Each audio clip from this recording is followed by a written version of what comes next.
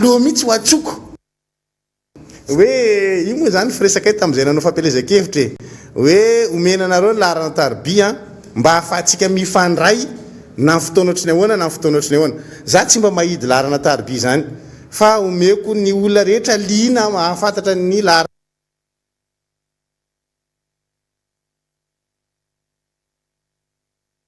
tarbiko ny larana tarbiko satria zay ny fandraisana araky ny fambara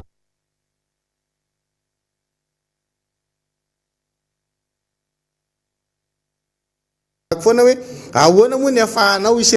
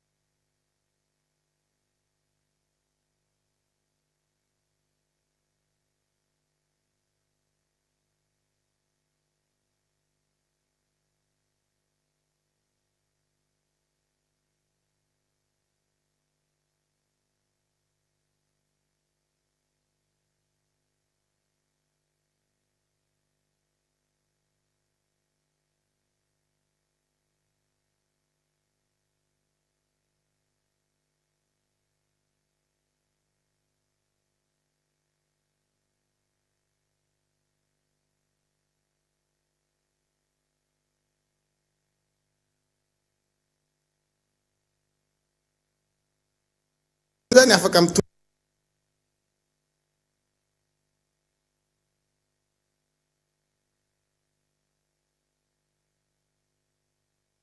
an'izay hitahita an'izay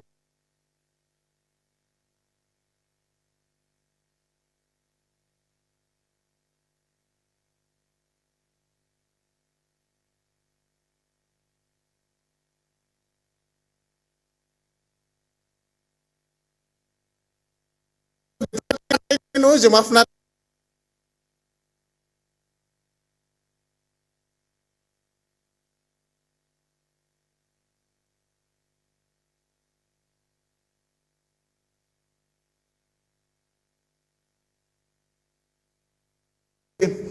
rehefa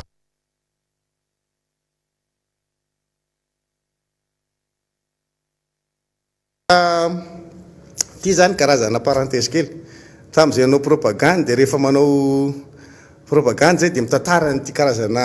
tranga kely matsikaiky ty zany mikotitsipa ry zalahy de ao anatina toerana ankiray zany izy mikotitsipa de mampiresaka an'le vehivavy hoe apresan'le vehivavy apresan'le vehivavy tsy miraika mihitsy le vehivavy tsy miraika any aminy zany izy miezaka mampiresaka fa tsy taitra mihitsy le vehivavy de nefa rany de zao ny fikany hoe namako ane delila iny de mitodika le vehivavy hoe delila izy koa zany delila kelika tele izy satria misy delila kely mako ray le raiky alany malaza zany de malaza propagande de fa nahazo le larana tarby de fa manana le numéro gazety iny tsy matoky ianao rehefa manao azy zany tsara fa watsoky engagé le conversation le la pressante tafiditra zany izy izay natao fika izy tomany sofiny le ana zany hoe iaino anazy de ahoana koa mba manamanao an'iny olona de ho namanao ambodingezy koa ty de ho namany iny hainy tsy anarako bazila hoy ay izy ty zany efa nahita propagande de fa nahazo le larana tarby de fa manana le numéro mipetraka fa io zany de tonga de naomby tsy matoky ianao ao anatin'le tetika tsy taraiky zany toy ny ananahoana ny tolisa hoe zay zany zavatra hoentinay rehefa hoe rehefa menanareo le larana tarby de asa iantsonanay fa tsy atao ohatr'izay fa zay zany karazana tranga kely nentina nanazavana am'le olona hoe ohatr'izao angio io zavatra io e fa tsy atao ohatr'izany de iny moa zany entina nanazavana foana niditra fampelezan-kevitra fa nezana ny napita hoe ny tanjotsika am'izany de zao mila mifandray tsika fa rehefa fandray tsika amina zavatra ifampilana ny fandraisana fa tsy hoe zay mahafinaritra tonga de zay foana fa io tsy masakana an'izany zay tiany any ny ataony rehefa miantso misy an'izany miantso anao zany izy amin'ny andro am'raika ambe folo alina maneny telefonao mandray anao allo izanga zany enao ndray ny anotanyiny efa ahoany fa manina raha tonga de miresaka tsara hoe ianina ave zao de zao misy problème ohatran'izao de miresaka eo le izy ka ohatrohatr'izay le izy zany fa ataoko anaty farangososiny iny a tsy olana ny fifandraisana ao atsika zay zany tena tiako ampitaina mahazo mifandray aminay nareo tsy misy olana mihitsy raha misy zavatra tokony ampitaina ny zavatra manaraka dia manao kokokoa ny namana rehetra any ampitan-dranomasina naiza toerana zany omaly de nisy namana anankiray any Genève miantso mihitsy izy zany io zanaky mena be le namantsika maly zay fa izy zany niantso hoe zaralahy tena tia resaka aminao mihitsy fa nitadiaviko tarisy le laharana tarobianao izy de niantso anao de misy za hoe tsy olana zany fa olony seraseritsika raha fa misy ny fitiavanao te hifandray de afaka mifandray ninona zany hoe mety manana sosikevitra ianao na tsaratsika mifandarana na mahana ny eritreritra koa ianao amin'ny matera tamin'ny malagasy ianao fa any ampitan-dranomasina any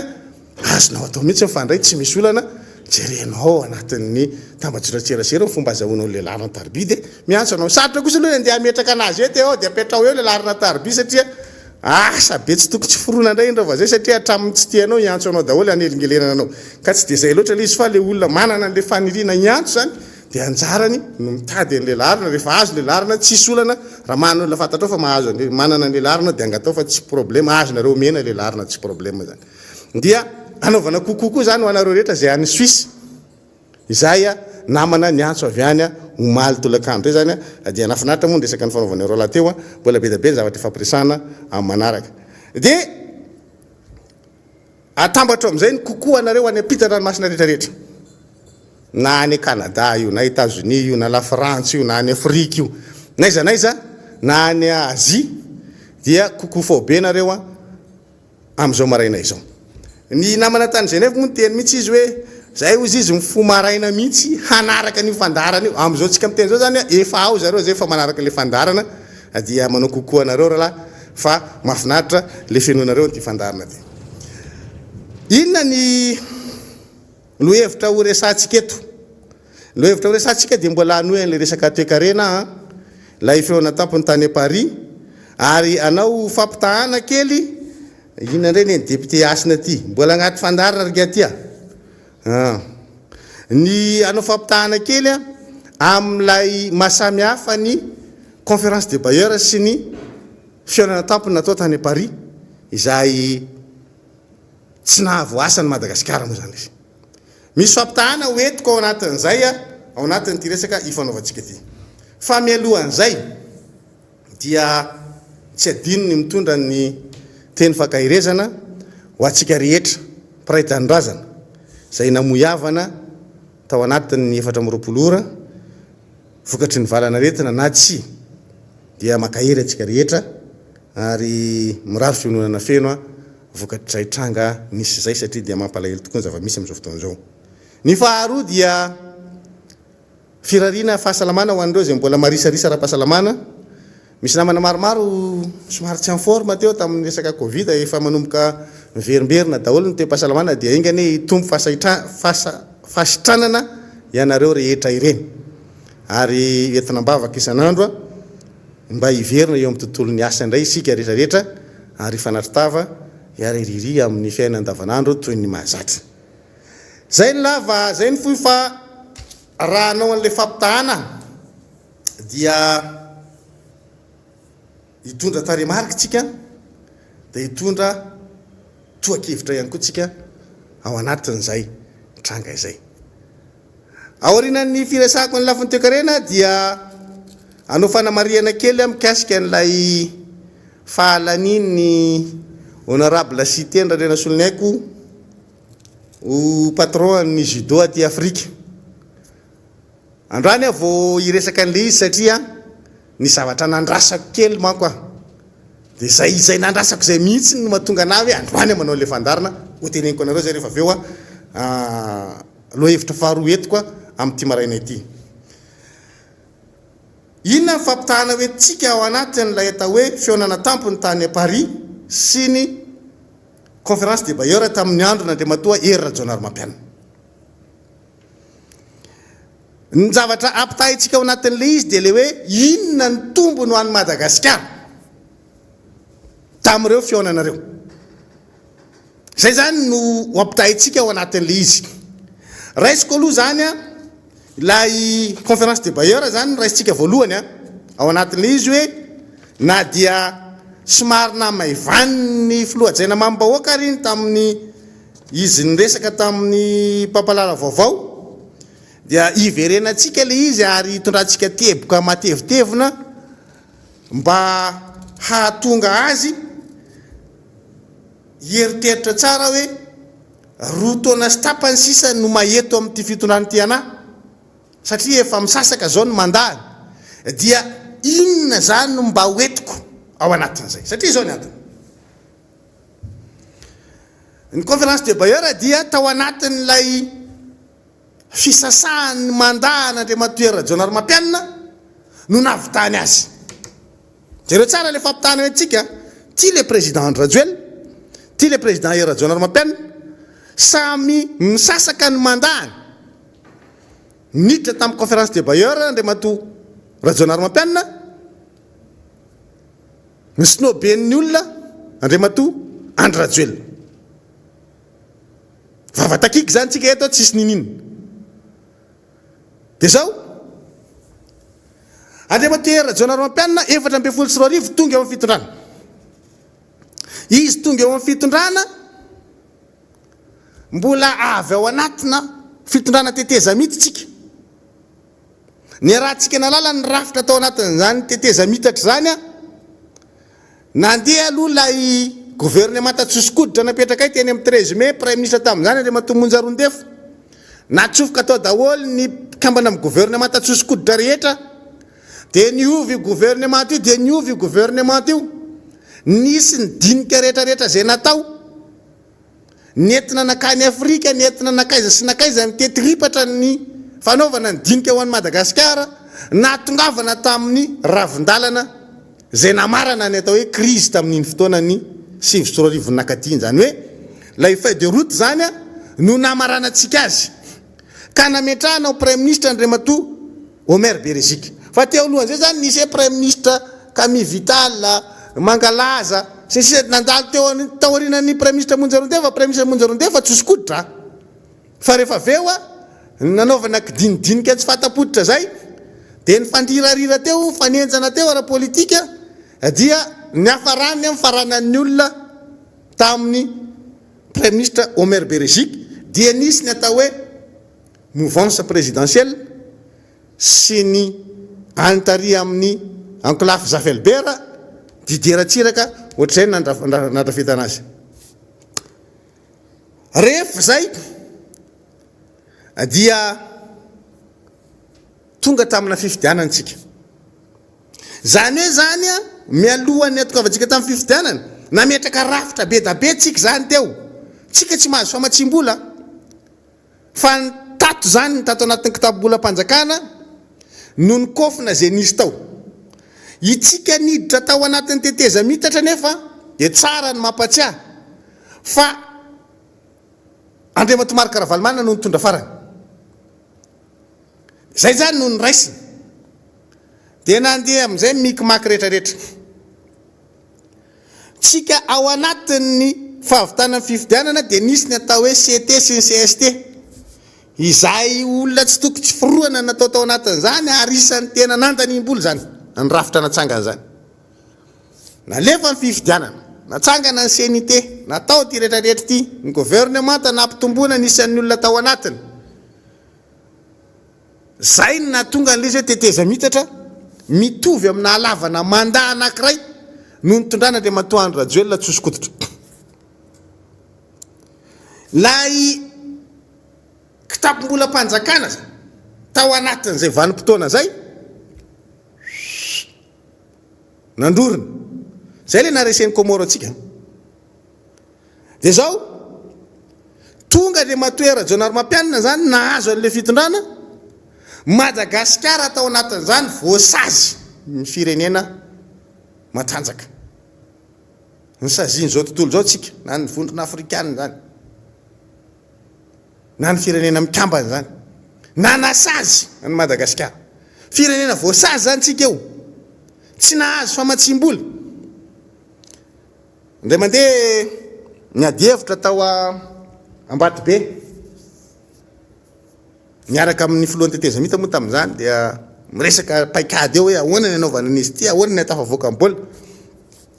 Nazava ny teniny Prime Ministre Lefitra ny Asin'Andriamanjato tamin'izay fotoan'izany tamin'ny Andriamatoandro Rajoelina. Président,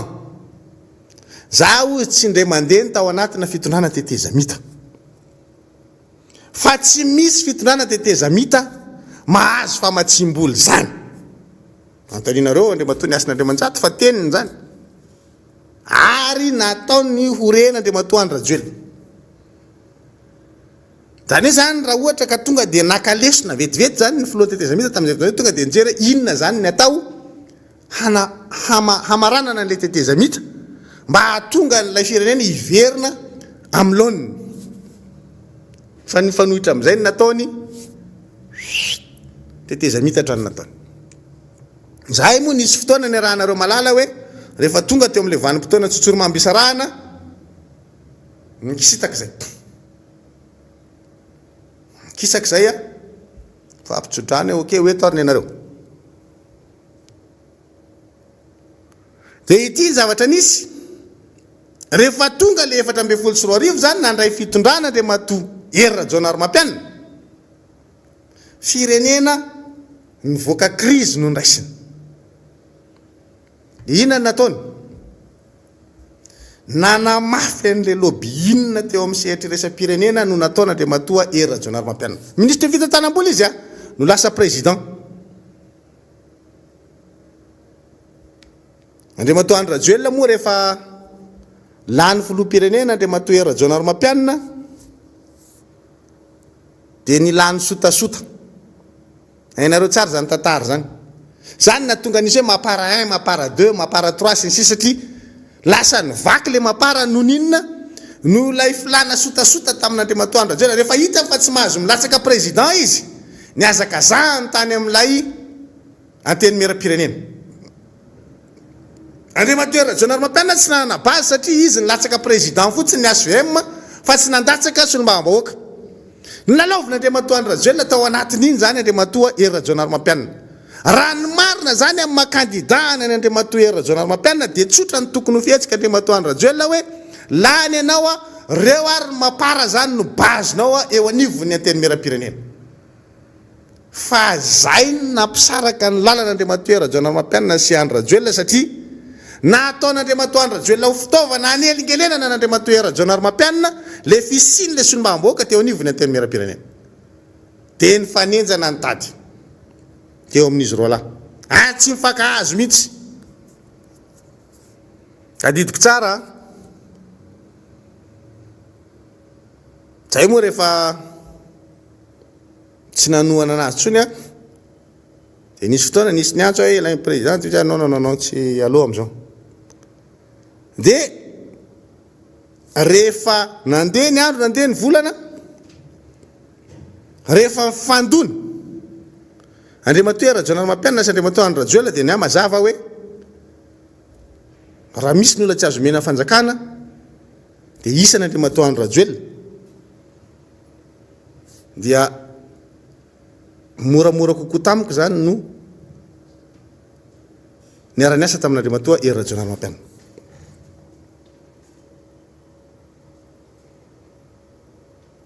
Dia rehefa mifampiresaka amin'izay miaino an'ilay zavatra resahana Andriamatoa Hery Rajaonarimampianina,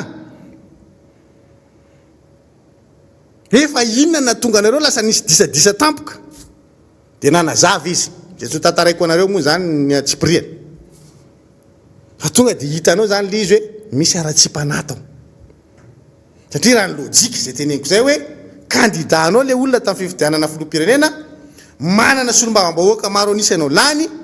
inona moa zany tsy tonga dia metranao reto ary mibazinao ao amin'ny anteny meram-pirenena. Fa tsy zay fa nataonao takalopatsa vidim-pinanana hanerena n'ilay président lany lay fisiny lay solombavambahoaka. Mapara zany ireo teneniko. Dia tsy nametraka olana Andriamatoa Hery Rajaonarimampianina fa miketrika ara-politika izy. Na dia tsy havanana tamin'izay ary izy. Fa ny zavatra tena nanavanana azy dia le resaka lobbyina dia hoe ezahako ny amoaka ny Madagasikara ao anatin'izao sata misy anazy androany zao hoe voasazy Madagasikara. Rehefa voasazy Madagasikara dia inona ny zavatra tokony atao? Vaako aloha zay sazy zay. Dia niantso mpiara-miasa teo amin'ny sehatra resam-pirenena izy. Nisy efa prime ministre taloha européenne zay tsy tononoko ny anarany. Lasa niara-niasa taminy nanao an'izay lobbying zay. Prime ministre ho any. Prime ministre européenne. Ndaranareo mikaroka anazy izy zany olona teneko zany. Rehefa voapetra an'izay rehetrarehetra zay, mivezivezy amin'izay ary Andriamatoa John Ramampianina makany andafy, miverina, mametraka an'ireo paikady ireo. Dia satria nisy lay adiady tamin'ny Andriamatoa Rajoelina zany sy Andriamatoa John Ramampianina, dia ilay olona nanolotra anazy o président lasa adva voalohany. Tsy ny tim akory ny tim zay nifaninana taminy avy amin'ny alala Andriamatoa Jean-Louis Robinson, tsy iny akory na mahavala azy olo fa le tato, le fianakaviana ara-politika ny tato mihitsy. Izay tsy nentiniditra tao an-trano fa niezaka mivoaka ny trano dia any tokotany daholo amin'izay zareo tabataba tsy mamely le rangaha ao an-trano ao. Dia ireo zany ny tena nanenjika. Dia zay na tonga an'le fanalavana le HVM tamin'izay fotoan'izay fa fiteniko anareo foana iny hoe hery sy vanga mitsangatsangana satria mandeha mivoaka manao an'ilay fandresen-dahatra Andriamatoa John Ramampianina. Mandeha le lobbying. Fiteniko matetika ny hoe havanana amina resaka ara-toe-karena Andriamatoa John Ramampianina. Tsy nanary sarotra anazy zany io rehefa fampiresaka izy tamin'ireo mpiara-mobonatoka.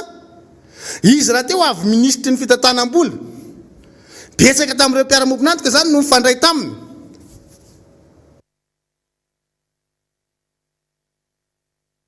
Nisokatra ary le lalana. Rehefa nisokatra le lalana, meny olona azy ny lakle. Fa teboka anankiray ngeza be, raha ratsika tsara ny tantara dia ity. Misy fepetra ny ahafahanao aty amin'ny tany afrikanina mahazo famatsim-bola.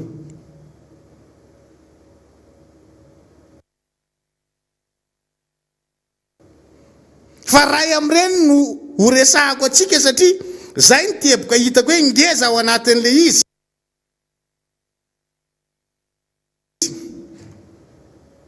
Dia ny lafiny ara-politika. Andriamatoa John Ramampianina zany nahita ny hevitra rehetrarehetra na dia teo azy hoe nisy toetra ilay filoha amin'izao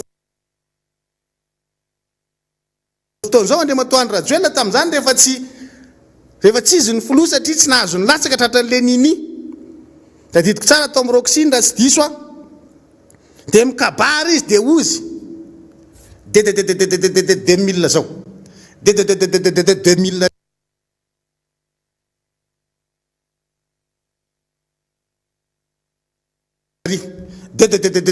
Tadidio fa misy an'izay kabariny zay any manao an'izay. Ohatrany hoe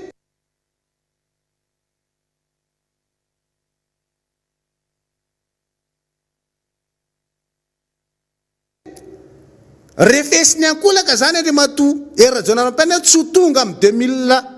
2012 ianao, tsy ho tonga amin'ny 2011 ianao, tsy ho tonga amin'ny 2013 ianao, tsy ho tonga amin'ny 2014 ianao, ohatr'izay zany le izy.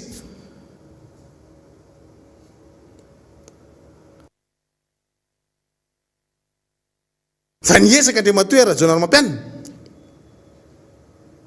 Dia ny lafiny ara-politika no napetrany tamin'izay fotoan'izay hoe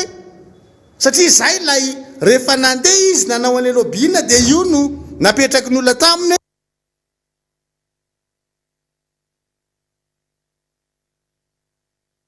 vao ny olana amina resaka ara-politika fa ilainao no misy fitoniana ara-politika ao anatin'ny firenenao io.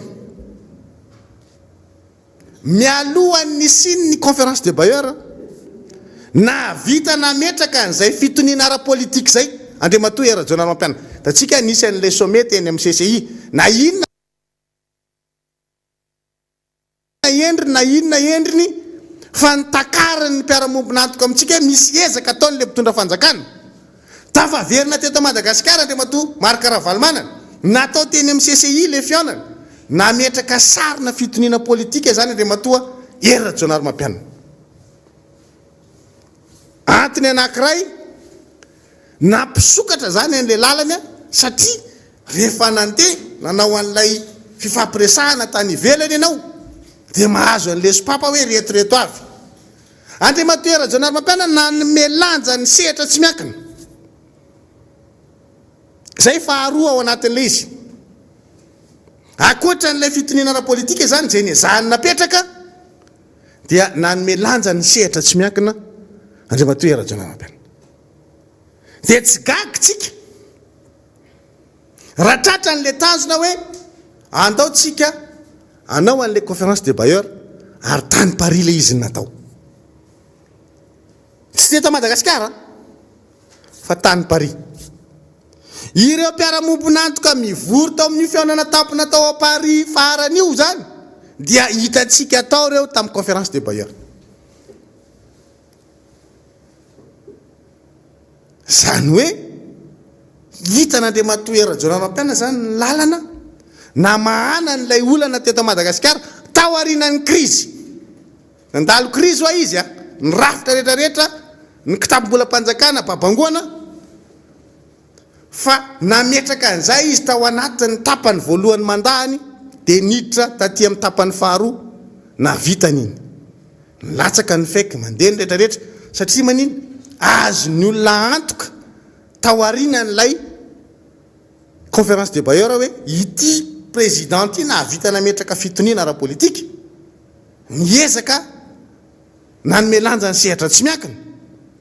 normal raha andeha zany ny lafa fampantrona ara-degré 6 milliards de dollars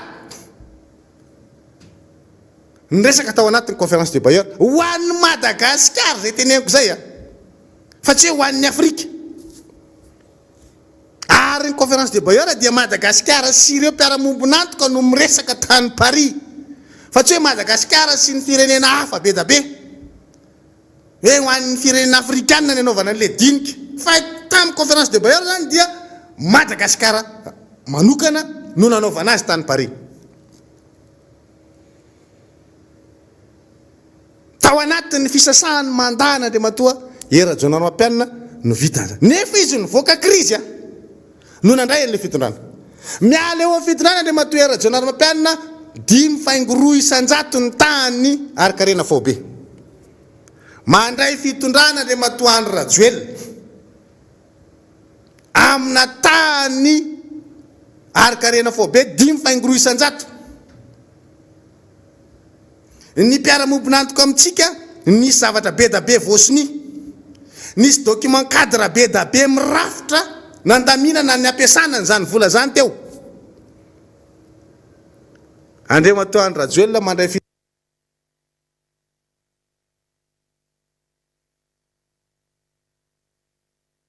fitondrana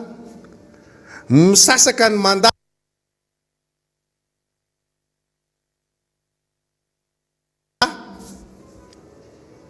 Era John Mampianana vita conférence de bailleur ho an'ny Madagasikara tany Paris Andry Rajoelina tsy voasa amin'ny dinika tapony andinenana famatsimbola ho an'ny Afrika resin'ny Comore tanareo am'izay le fa samy hafan'le olona raha ka ohatra anankiray fotsiny zany eo zany le hoe inona ny karazana lakile anankiray nampisokatra lalan'Andriamatoa Era John Mampianana dia hoe fitoniana ara-politika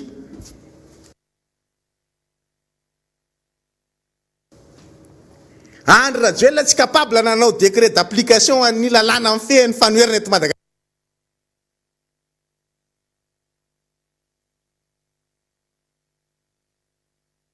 Madagasikara zavatra efa misy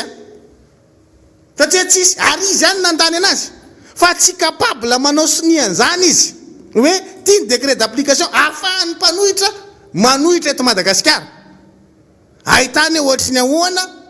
ny tontolo politika eto Madagasikara. Normal raha tsy mahazo antoka ny olona tsisy fitoniana eto aminao nge zany. Ny mpanohitra mitabataba foana isan'andro. Isan'izany ty miara-manonjy ty. Satria manino tsy apetraka ao ny rafitra mazava isy ny fanaovana politika madio eto amin'ny firenena. Décret d'application. Defa tsy mampakapabla ny ty mpitondra amin'izao fotoana zao ty. Décret d'application didy fampiarana fotsiny.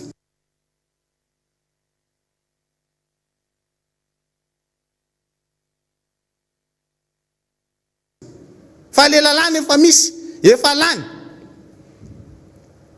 Fa didy fampiarana sisa nandrasana aminy.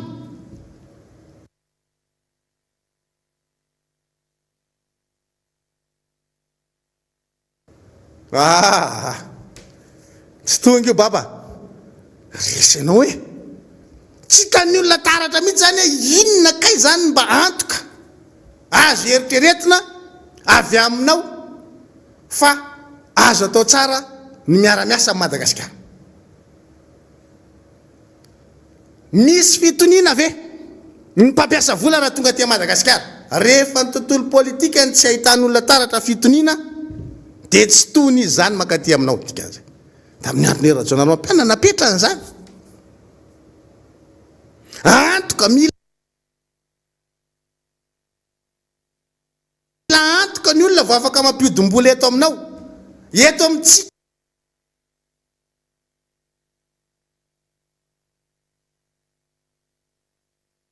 amin'izao fotoana izao miakatra ny tahany kolikoly.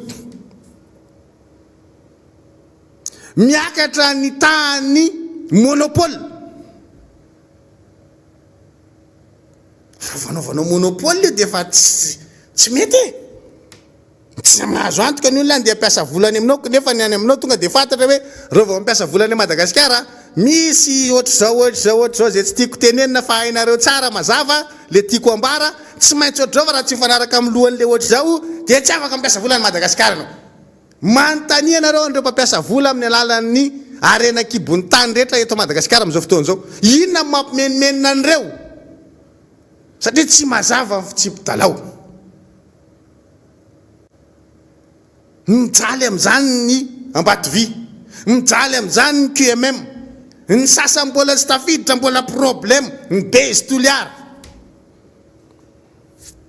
Reny ange miresaka any amin'ny sehatresim-pirenena fa nga reny averinao fa miteny gasy. Reny ange tsy miteny gasy e. Rehefa mifanenany reny dia miteny anglisy. Dia izy samby izy eo amin'izay tan Madagasikara ho izy makaty tsy pointsy zany.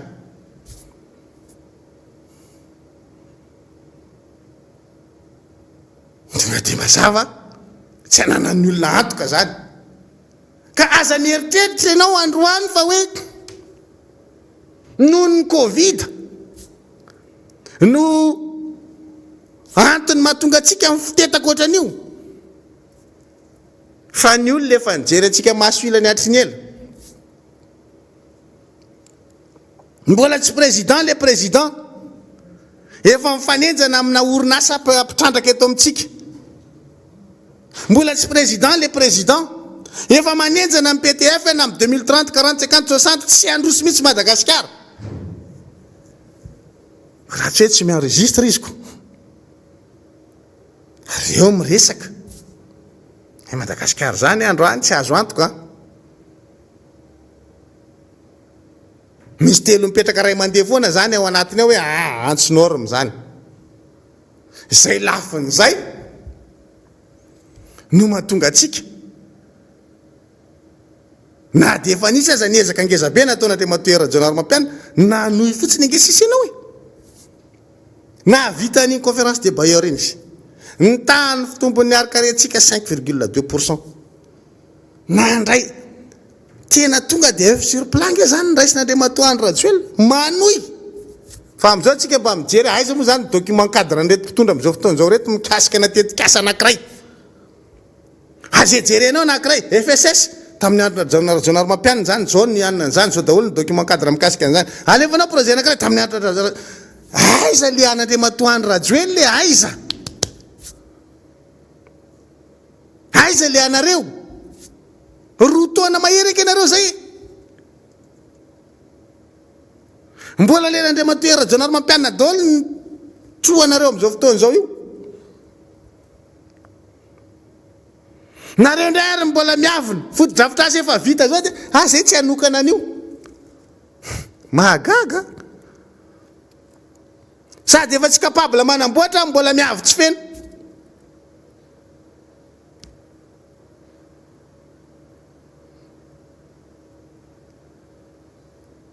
Zavatra ohatran'izany zavatra misy. Dia ho gaga ve tsika? Dia tsy gaga tsika raha mihaino an'ilay fipetrapetraky ny olona mikasika an'ilay resaka hoe famatsim-bola ho an'ny Afrika. Aorianan'ity resaka Covid ity dia mipetraka ilay fipetratsika nge efa niteny. Raha ny fipetra takin'ny olona dia tsotra kely. Ny voalohany indrindra ao anatin'iny fihaonana tapony iny jereo tsara fandehan'ilay izy fa napetraky ny olona hoe ny resaka vaksiny tompoko. Tsy mbola amin'ny resaka taremarika izy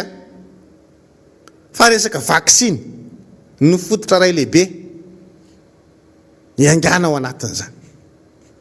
Fipetra voalohany mipetraka ao anatin'ilay hoe inona zany ny ahatonga anao eligible ao anatin'io zavatra io. Tsika moa zany efa tsy voantso. Fa mbola mipetraka ilay fipetra ny anankiray ngeza indrindra ao anatin'izy dia hoe ny faharisihana manao vaksiny. Dia izy hoe ny anay mbola tsy matory hatramin'ny ray maraina fa tsy tafiditra ao anatin'ny zavatra tsy mampatory anazy ny resaka vaksiny tompoko. Nefa ny olona zay nipetra ny voalohany hoe ny fipetra ahafahantsika mahazo an'io zavatra io dia vaksiny aloha. Fa rehefa tsy vita vaksiny zany, rehefa maharisarisa amin'ny resaka vaksiny tsika, tsy hitan'ny olona amin'ny politika mazava amin'ny fanaovantsika vaksiny. Eo tsika niraisina. Tsisy manontany tsika hoe ahoana nareo Madagasikara. Ny Afrika nge jerefa ny olona Afrika nge ingeza be tsika efa mipitika aty amin'ny sisiny aty. Na ara-geografika ary tsika efa misitaka kely eto amin'ny sisiny eto. Dia tsika indray miseho koreanina tavaratra manoloana an'ity Afrika ngeza be ty. Sao dia averinao fa mahana mokondohan'ny Kim Jong-un na renao. Reny nge ka taranaka Kim Il-sung e. Fenao taranaka izy. Reny taranaka Kim Il-sung efa nisotro ny aleko maty efatra amin'izay. Efa manana mokondohan'ny tsy azo atao ninina mihitsy Rocketman. Fa ianao inona ny anananao? Izy fitaovam-piadiana manana. Ny rehetra eo ananany. Mandrefy ny Amerikanina izy. Ianao izy mba voarefinao Komoro tsy voarefinao hoe tsy akaiketsy. Komoro mba nirefesinao tamin'ny propaganda. Rehefa nandeha ny tantara tsy voarefy. Amin'ny propaganda tsotra kely raha ohatra za manao propaganda ka tonga amin'ny propaganda dia tsotra fotsiny ny zavatra tenenina amin'ny lempifidy. Raha mbola te ho resin'ny Komoro nareo dia fidio le rangaty. Tapitra miakatra ny soratra. Tsy mila miteny zavatra betsaka akory. Anahoana ifidy mbola te ho resin'ny Komoro. Raha mbola te ho resin'ny Komoro dia fidio indray izy. Tapitra zay fotsiny. Fa ny zavatra misy androany zany tsarana ny Madagasikara dia hoe sady efa misitaka kely eto tsika mbola be mokondota ady Korea avaratra koa. Andrefen'ny olona ny ao amin'ilay Afrika tany be nge mitovy amin'ny fomba fijeriny. Dia ianao ve dia mandroso noho i Rwanda. Nefa ny filoha Rwandais mihitsy no misantatra ny hoe ataovy nenao mbola mampiseho hoe any anaty CVO ty ihany ka. Tsy normal ianao raha tsisy manontany. Tsisy politika mazava amin'ny fandrafetana ny fomba fanaovana vaksiny eto Madagasikara. Antaniana taremarika tsy manana. Jereo tsara ny latenin'ny olona fa zay ny apetrany hoe isan'ny fipetra enjana ao anatin'ilay hoe mahatafiditra anao ao anatin'ilay firenena ho azo fanampiana amin'ilay resaka aty Afrika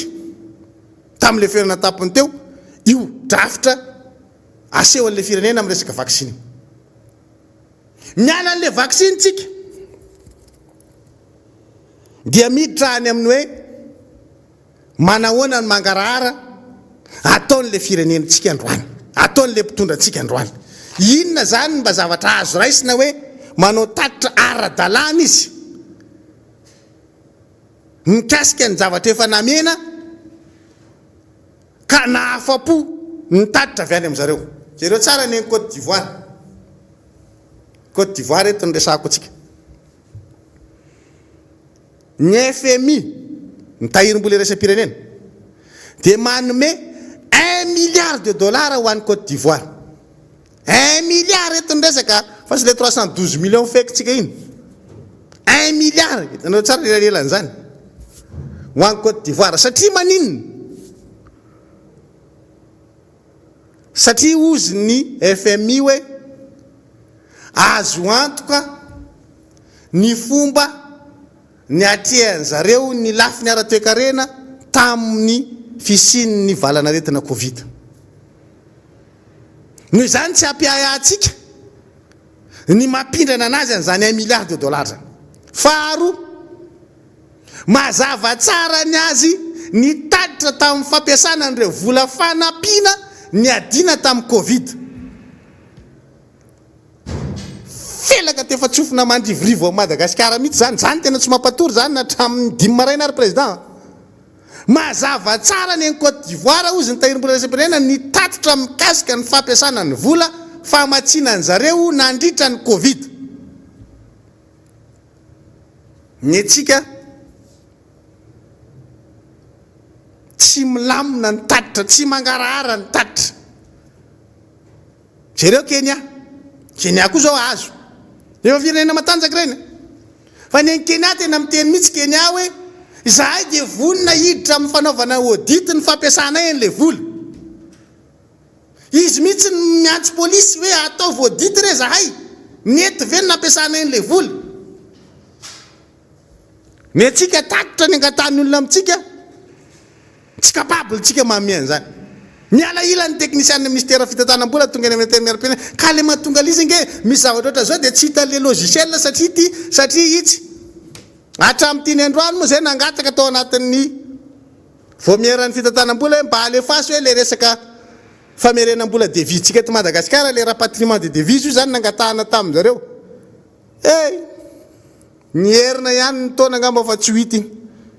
Tsy capable. Tsisy mangarahara zany ao anatin'le izy. Akoatran'le monopole mbola tsy manao mangarahara tsika. Normal tsika raha tsotson'ny olona. Comore ny hitany hoe mipolitika ny vaccine ny Comore hitany tsara mihitsy hoe io izy fa nahazo 12 000 doses 120 000 doses ny azo ny total ny vaccine tonga tany aminy. Na dia atao hoe firenena kely izy mirindra tsara ny azy lafiny ara-toekarena. Stable ny azy ny resaka taux de croissance mety amin'olona Comore. Fa Madagasikara dedakisma mibetsaka. Normal tsika raha ohatra ka tsy asian'olona resaka e.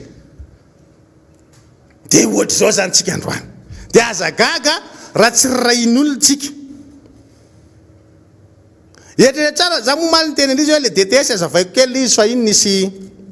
hoe le DTS zany no amatsiny le olona an'le vola DTS io zoan'ny firenena tsirairay zany mampiasa an'izy io. Les droits de tirage spéciaux zany no analavana le hoe DTS. Ny DTS anankiray dia $4. Ho antsika eto Madagasikara manana droit eo amin'ny 244 millions de dollars eo tsika. DTS zany. Izy io rehefa misy fahasahiranana zany le firenena anankiray. Indrindra fa eo amin'ny fifandanjany resaka vola, amin'ny fandoavam-bola zany balance de paiement, dia afaka kitihana zany io resaka DTS io. Dia io no proposen'ny firenena matanjaka zany hoe aleo tsy hikitika an'le DTS rehefa firenena matanjaka. Manana io na firenena matanjaka ary manana izo hikitika an'le DTS io fa aleo zany alefa aty amin'ny tany afrikanina zay sahirana mba entina anoerana ny fahantrana. Dia ny fahantrana zany ny fepetra takiny le fikitihana an'le DTS. Hoe entina anoerana an'le fahantrana rehefa tena hita hoe enjana be le fahantrana zany eo amin'le tany afrikanina dia alefa le izy. tsika moa nisy vanim-potoana tsika nanao an'ireny DCRP reny tadidinareo tsara iny zany karazana document anankiray nentina nampienana ny fahantrana teto Madagasikara ny DCRP ohatrany zany le izy misy an'izay document zay afahantsika manena n'lay fahantrana zany Madagasikara matetika zany nampiasa an'izay tamin'ny andro anareo matoana Belarara Tsirona tena resaka betsaka le DCRP tsika raha tadidinareo tsara etsika miatrika n'lay fahantrana zany hoe io no ampienana n'le fahantrana satria zay le anjara asan'lay tahirim-bola iraisam-pirenena mba tsy isian'lay tena hoe fahasahiranana arabola ao anatina firenena ka hita be le elanelana amin'le firenena efa mandroso sy le anjara-pandrosoana zany de miezaka le FMI manetsina mbanga ao anatin'izay de zay le mahatonga an'iretsy hoe aleo le DTS n'le firenena matanjaka zany le zoan'le firenena matanjaka ampiasa an'iny alefa aty amin'lay le vola zany alefa aty amin'ny tany sahirana mba entina ampienana n'le fahantrana fa ao anatin'izay de misy fepetra foana zany takin'ny olona hoe mba hahatonga anao hisitraka an'io io zavatra io tosika omen'le tany mandroso hoe inona ny fepetra takina amin'izay de izy ireo teneniko reo hoe reto avy ny zavatra takin'ny olona fa ho antsika eto Madagasikara ny zavatra tena ilain'ny Madagasikara zany androany de hoe Madagasikara mila mametraka rafitra mila mametraka rafitra de drafitra maty paika afahantsika misitraka ny atao hoe fampiasam-bola mihitsy eto Madagasikara ny fampidonam-bola eto Madagasikara fa tsy hoe zay vola tonga te Madagasikara de lefa tsika resaka sosialy tsy manana drafitra mazava tsika amin'ny resaka sosialy ny vola mandeha any amin'ny sosialy de tadidio tsara fa tsy mihodina iny rehefa lefanao any amin'ny fampianarana iny de fa barakay zay fa ny vola mandeha any amin'ny tetikasa no mihodina no miteraka arena ho an'ny isam-batan'olona dika zay zany mila hain'ny Madagasikara tsara ny manavaka hoe ity lafiny ara-sosialy ity ny fampiroboroboana ny lafiny ara-toekarena fa isika mila mametraka rafitra ho asy drafitra maty paika hafahana miatrika an'izay mialohan'ireny dinika sy ireny ataontsika hoe nisiny Covid teto amintsika reny ene de efa resa be mikasika amin'ny Madagasikara ho amin'ny resaka fampiasam-bola io e mampirisika ny mpanambola any amin'ny tany matanjaka ny fivoriana tampony ohatran'ireny mba handeha hampiasa vola ty Afrika fa raha zay fepetra zay ny apetraka ao an'ny Madagasikara mbola tsy afaka misitraka an'izany tsika satria le teniko teo hoe mbola matanjaka be ny monopole eto amintsika mbola matanjaka be ny kolikoly ny firenena matanjaka manana tetikasany goavana ohatra ny Ambatovy tsy manao kolikoly reo sika nefa zatra lalandrinina de mitady dipany mitady ny fomba ahoana ny idiranao ny ohatra ny bestoliary tsy manao kolikoly io QMM io ohatra zany hoe ahoana ny tsekatsika mba mila leny amin'izany rehefa anao zavatra eto amintsika reto olo reto de ahoana moa zany no mipitika kely makaty afoezo zay fa raha zay ny fomba fiasanao hitan'ny olona de ozy hoe elao Madagasikara raha mbola manao ampimamba ny resaka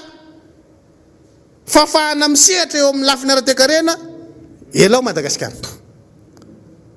fa zavatra anankiray ngeza be tsara tsindritsika na tonga namanao mifampitahana n'lay some anankiroa tany Paris de ity ny conférence de bailleurs dia taony sehatra tsy miakina ny secteur privé nandray anjara mavitrika tao anatin'iny raha pitahaina amin'ity faran'ity zay tsy nahatatsika taratra ny secteur privé noho izany androany zany tsika eto Madagasikara dia afaka manao fampitahana tsara mihitsy hoe inona kay mahasamihafa n'le mpitondra anankiroa fandimby teo hitanareo amin'izay hoe iza ny capable de iza ny tsy capable sasanangy samihafa président anankiroa fandimby reo ary ny fanohany fa tonga de sary roa samihafa no mivoaka sady tsy voasy ianao no tsy mahafeny fepetra koa anao rehefa inonao le zavatra resan'le olona nanao an'le fivoriana tampony tary de manongo tena anao hoe Madagasikara tsy ao anatin'izany 25 milliards de dollars ny resaka ao anatin'io tsy fantatra hoe mba ohatrinona amin'izany ny Madagasikara dia manombotombana zany ny mpahitekaren hoe mety le zo Madagasikara amin'le DTS any no azy no mety le 244 millions de dollars na raha faran'izay zokony dia doublen'ny olona io dia zay tomba ny mpahitekaren zany fa tsy voatery ho zay ny marina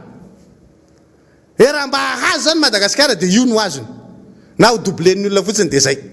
satria manino zay teneniko zay tsy manana politika mazava tsika amin'ireo lafiny rehetra andresahako anareo reo eto zany dia mametraka tsara hoe raha ohatra ka tsy miova ny mpitondra amin'ny fomba fiasany amin'ny teboka roa zay nometsika voalohany ny fisian'ny fitoniana ara-politika ray faharoa ny isin'ny fanomezan-danja ny sehatra tsy miankina dia aza manatentsika aza manofotsika fa isy fivoarana ny lafiny ara-toekarena eto Madagasikara tsisy zany reo teboka roa reo ngezy reo manampitrotraka an'izay ny fepetrapetraky ny olona amin'ny hoe vaksiny andao ataontsika hoe misokatra ny lafiny fizahantany aty Madagasikara ohatra fotsiny zay teneniko zay ny olona ho avy avy any ange vita vaksiny fa ianao eto anontaniany olona mba vita vaksiny ve nareo any Anosy be firy ny tany fanaovana vaksiny tany Anosy be raha te ho any izy zay dia vao mampihemotra azy hoe zay tsy hoany satria mbola tsy vita vaksiny le firenena mihemotra ny komandy mihemotra ny fahatongavan'ny olona 3 alina sy 4 hetsy isa-taona eo ny atsika ny mpizahatany andrasana fa mieny io efa tsy vita vaksiny ianao ny olona ny afahany mandehandeha dia vita vaksiny izy avy any aminy ary ny aza hita koa aza hoe raha izy vita vaksiny tonga aty aminao izy avy any mety efa ao aminy le valana le otrika retina tonga aty aminao izy ange tsy maninona tsony fa ianao mety morandray an'iny satria ianao tsy vita vaksiny dia ianao koa zany mety ho vondray sanatria avy mivava zany zavatra zany etsika mametraka hoe le mitondra mihitsy ny tsy hain'le mpitondra dia zao tsika vakina fotsiny miariary ohatra mivaikandrina ny tsy fahaizan'ny mpitondra mitatana nyity firenena ity ka eto tsika zany dia mametraka tsara mihitsy fa raha diso safidinareo tamin'iny dia andao atao hoe tsy fahalalana ny ianareo fa ankehitriny zay miezaka manazava ny sainareo ho an'ny mpanatsato sy ny mpanaratsy dia lazaina fa mpandaingy zay io fiainana tampony any Paris ary moa lazay ny mpomban'le mpitondra amin'le satria menatra amin'le hoe tsy voasa jerena daholo ny lafiny rehetrarehetra tsisy resaka dia ozy izy zareo hoe raha vao makantsika dia ohatrany hoe voazanaka mbola toe-tsaina voazanaka ny fiazakazahana mamonjy zavatra ohatr' zany any amin'ny la Frantsa dia izy hoe le miavo tsy feny koa saina voazanaka fa raha ianareo nahazo fanasana ohatrany tsy teo io nandeha nakany fa tsy nahazo fanasana dia mahita zavatra ho tenenina fa tsy diran'izany io ary indraindrao zany hijerevan'olona nareo amin'ny maso ilany tiako mihitsy raha mba le filoham-pirenena no miteny ohatran'izany tsy natonga antsika tsy voasa tange mbola toe-tsaina voazanaka raha makantsika tokony le président mihitsy no miteny an'izay fa tsy nareo le mpanoha anazy ahitantsika anazy ohatra ny ahoana ny fiatraikany rehefa avy eo fa itsika efa nitsotsopoana tamin'ny Île Parse nividitsika lafo koa ankehitriny ka zay no tiako apetraka mikasika an'iny satria raha nitahan'ny fahantrana eto Madagasikara ny jerena hatreto aloha dia mbola mahatratra 770 faingo 400 nitahan'ny fahantrana eto Madagasikara noho izany aza miavo tsy feno ary vahoaka malagasy fa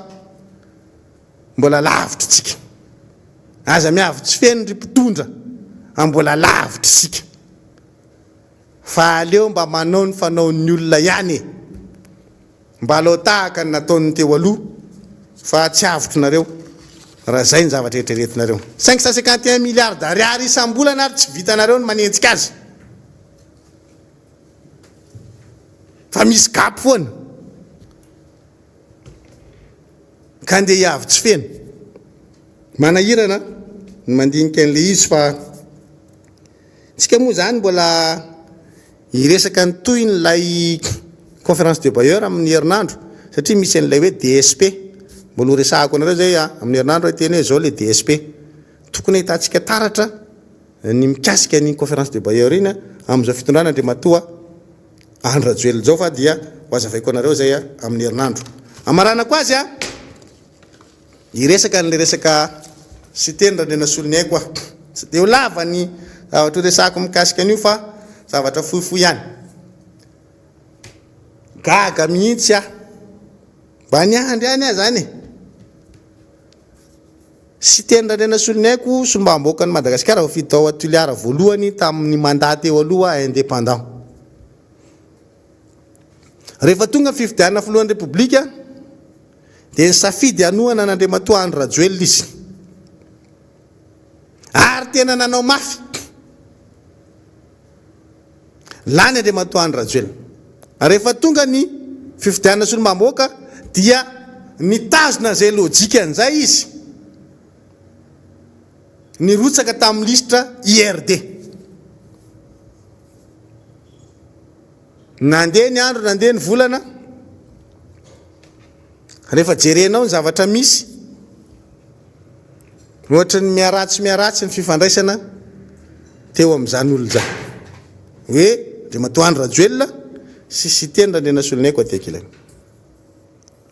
dia zay mihitsy no nitarafiko zany tao anatin'le zavatra nitranga iny hoe lany ho patron en judo aty Afrika mitovy amin'ny CAF zany toerana enjany zany aty Afrika gasy ny lasa filohan'io le olona IRD na dia tao tsy manao politika ary judo hoe tsisy politika miditra ao anatin'ny judo fa tena fanatanjahantena io fa amin'ny fihetsiky reto mpitondry reto zany amin'izy tia moeraoera io redemolition manina mianakavy tena raha ohatra ka milamina ny tontolo politika oeraoera tsy fakahitana nazahoany siteny Randriana Solonay koa an'izany hoe patron judo aty Afrika zany fa mijery amadibadika ihany manaraka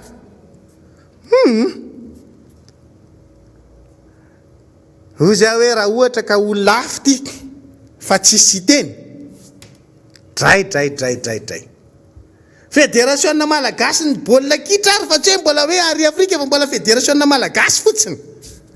efa manao zay hoafany mihitsy ny pomba amin'ny fitondram-panjakana amin'ny fanelingelenana ny ngara olona ary dia tena hitanao taratra mihitsy hoe io fa misy idiran'ny fitondram-panjakana zany zavatra zany fa etiky tenenana amintsika hoe tsy dia mahafaly an'zareo loatra angamba ny natafaboaka ny tiralahy ty amin'ny izy lasa patron judo aty Afrika ty mahenoheno vaovao ihany manko tsika eo ao tsika hoe aleo ny tantara no hitsara fa za mahita fa siteny na vita taminy ary nanao be taminy fa androany izy io hitako marisarisa ty zavatra ty ary manomboka hita taratra hoe misy zavatra mampiayaka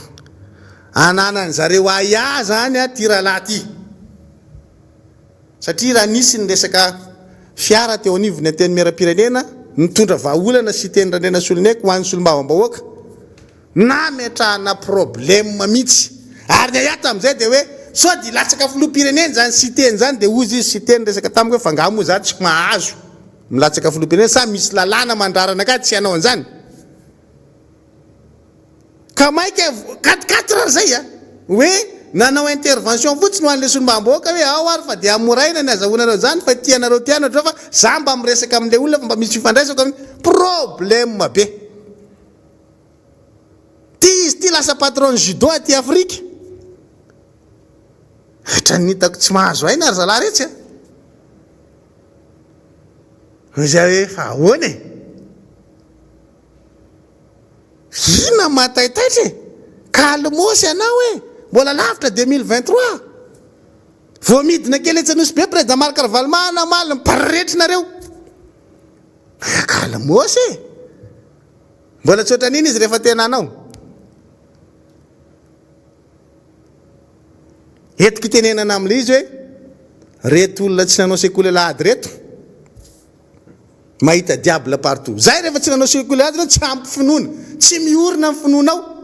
dia mahita devoly amin'ny toerana rehetrarehetra ianao fa mba ty baraingo anankiray aty devoir anankiray mena anazy rehefa aveo fa mialohany anomezako an'izay devoir zay ho azy dia ozy etomody mena etomody président rehefa aveo fa zao mialohany etomody dia zao miarahaba ny sy tendra rena solonay koa tonga eo amin'izany toerany patron judo aty Afrique zany mahavita be rahalahy maleova malasana egny ty aminao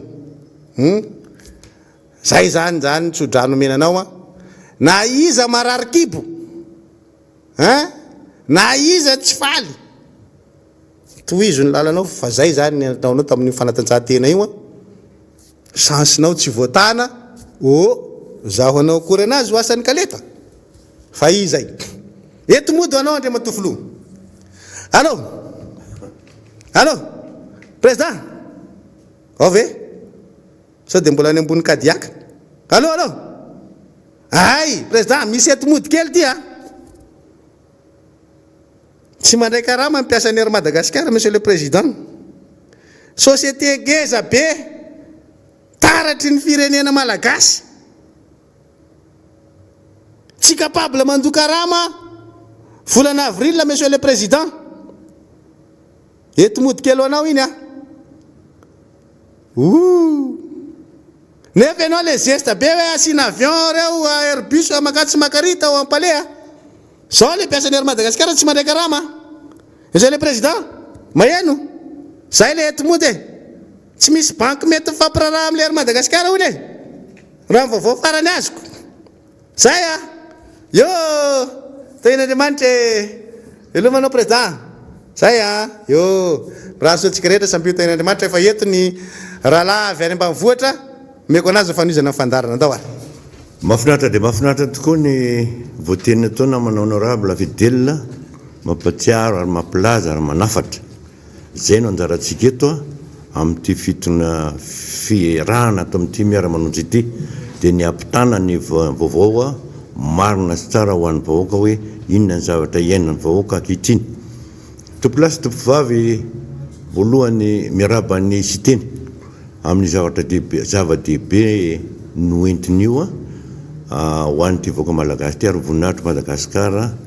araka ny tenenina amina fidèle teo arapahy ianao rahalahy fa dia ohatrany niainana tamin'izany niainana foana zany tamin'ny tokolama amin'ny rakotoarivelo ny tanany eo andraikitra lehibe io mirary sokora mirary ho an'reto namana mbola tsy salama ary miarakory amin'reto nidonam-paorina ataona fa dia zay ny lahatra fa dia maiza mionina ary ombanareo foana Andriamanitra amin'ny fitsaboana sy ny alay lehibe izay nandaon'ny fahafatesana gaga dia gaga tokoa ny tena omaly satria dia hoe inony dia ataony ty fanjakana makaiza izy ty dia vetivety teo dia nyravana andao ravana sy ny CTC alarobe satria mandany vola ray volana mahery ny asan'le CTC no anaovana osana oeraoera atsangana ny ety atsangana ny aroa atao tsisy nalalan'izany maly tonga ny camion maramila tomona ny entana zay marary ambony taona findra iny village voary andotapenaka any zany mivala ho an'izay mbola tsy salama zany rehefa fantatra zany fa zay ny no nitenena eto tsy fantatra tsony marina diso amin'ity resaka fahasalamany ty eto Madagasikara satria tsy natao ampalalana amin'ny vahoaka ilay izy fa dia hoe eritreritry ny fitonam-panjakana zay a dia zay ny tanterahana voateniko tamin'ny herinandro teo raha ohatra ka misy an'izany miena ny aretina inona problème manao anafoanana ACFCTC any Miarinarivo na any Arivomamy raha mbola misy marary any fa tsy tonga dia kejaina fotsiny tonga ianareo dia hoe apitao any apitao amin'ny Ragova apitao amin'ny rehetra enjano ny olona tia ny président ny premier ministre nylaza vao sokafana fa tsy zay reto tononona mihitsy dia izy fa ny any dia mbola kejaina ny any aiko Ragova dia izao ho anareo mitonona n'ity fanjakana ity ho sarotra ny fakana hetra amin'ny vahoaka ho sarotra ny antony reo olondrony tsy miteny reo olondrony ka valala be mandry fa ho avy fitakiketra dia inona nataony hoe zay ny tsy nahazo mivarotra zay ny tsy nanao tsy afaka nitondra nanao transport raha sy hoe anaovana atsojainaigny amba atsona be boda sambourdozy tsy nandoa hetra dia avela miasa indray dia manao confinement vaovao amin'ny resaka hetra fa raha mifantinana azadino fa mbola be dehibe reo mandotrosa any amin'ny accès banky fa vao ny tsy fidiny tsy ao an-tsainareo zany mampiditra mpianatra reo mamelindreo aiza ve rangady dia mbola efa tokony atonina olona anankiray ary tsy fantatra na ny aninana iny fa zay moa lazaina ampitombona n'le isa hoe ny ena ny isa fa anankitelo sisa somary manahirana ny fitantaran-javatra fa zahay fotsiny anay na tantsaha io na mpambolo io na mpivarotra vokatra io dia ho hitanareo ny jakany io fa tsisy fampandrosoana vanina rehefa tsy mandohetra ny olona kiny areo ndo avy ny etra eoko ny entana midiny tsy lafo agonina ny entana dia tonga dia olona anankiroa zay olona ray olona dimy ana ny entany tompony entana nefa olona vahoaka be ny tompony hivarotra nyfanahy ny entananarivo tsy afaka mandeha resaka vaksiny io le vaksiny tonga dia firy ny vahoaka vita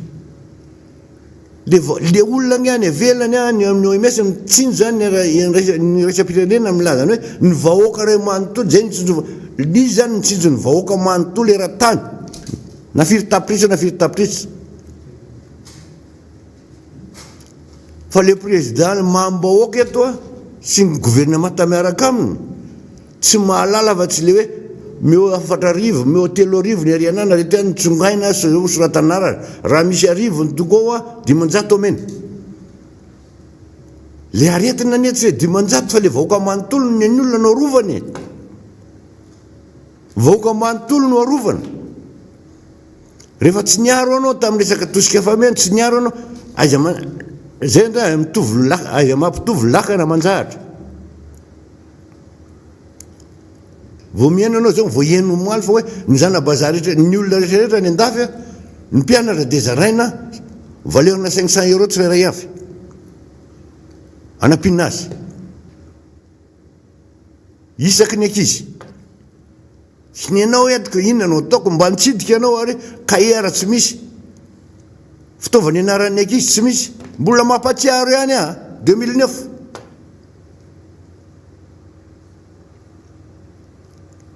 firy tsy contenera direo reo contenera rehetrarehetra ao ministère reo boky daholo ndao anatin'ireo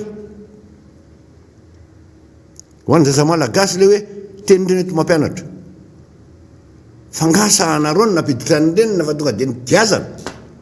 satria nareo no mitona firenena dia ajanonireo amin'ny diony isotro ny akabe teny engeny nahitana be dehibe tamin'ireny namidy teny ohatra n'le sekoly préfabriqué na takalo namidy tamin'ny vy izy tsy nahalalan'izany any tokotany-dralahy raha mbola ahitana nefa ho an'ny ankizy zaza malagasy nanaovana an'ireny tamin'ny président Ravalomanana ka zahay to miteny resaka vaksiny le vaksiny ho an'ny vahoaka fa tsy ho an'ireo olona tonononareo reo hoe vitsivitsy eo fahasalamana vitsivitsy eo amin'ny zay mpitandro filaminana zokiolona vitsivitsy sy ny karazany tsy vitsivitsy le izy fa ho an'ny voaka malagasy le vitsivitsy lazainareo tsy mitakosona any amin'ny vahoaka fa le vahoaka ny viny le aretina dia any amin'le olona fa reto mpitsabo dia mba hoe aloha samy na mpitsabo na nitsaboana dia samy vita vaksiny mialatsiny ateo fa voateny namana tato ato dia lasa zavatra misy zany reto rahalahy komorianina reto teneny namana fidelina teneny namana ihany tenenin'ny olona vaoka malagasy fa zay namana fidelina taloha tambola nianatra dia navita hira satria neverina zany le comorien ary tamin'izany izy tena hita fa be dia zavatra ilain'ny comorienne alefa ny comoro dia avy eto Madagasikara izy ny tena velona taminao tata voronondry mery mandroso vato ambato boeny tiliara nanondrana tongolo ho an'ny comorienne zavatra be dia be nafarana teto ary neverina fa zany hoe ohatrany hoe tanàna mbola andalam-pandrosoany Comoro tamin'izany tadidiko tsara mihitsy fa misy hira anankiray nataon'ny mpihira anankiray milazany hoe rehefa arivo lekoma miandro tanànam-bazaha miasan'ny koma mandeha manotanika masikita zany vady amanjana le koma nizana Bob Denard zany le hira nampalahelo faketriny tsy zay tsony ny fiainan'ny comorienne miano manao gardien fa rehefa kelikely dia hitanao fa hafa mivoatran'ny olona fa ianao rehefa tonga tao amin'ny fitonana dia oeraoerana ataonao tsy inona zao raha tanisa zany mikasika an'ireto hoe inona ny vitan'ireto ministra be dia be reto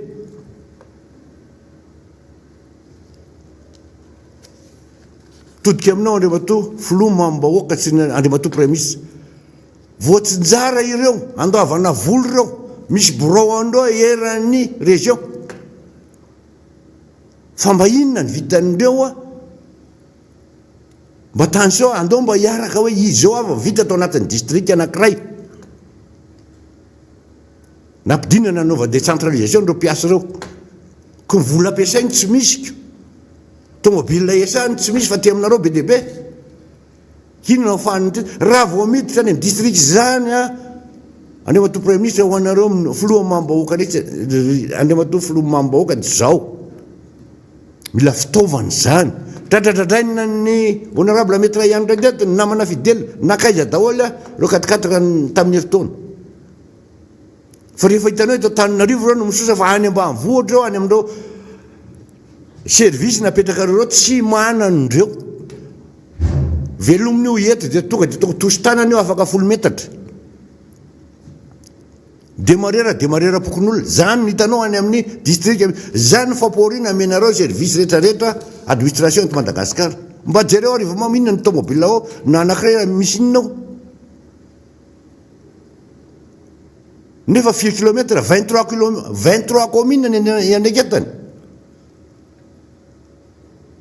395 fokotaniny district Rivomamo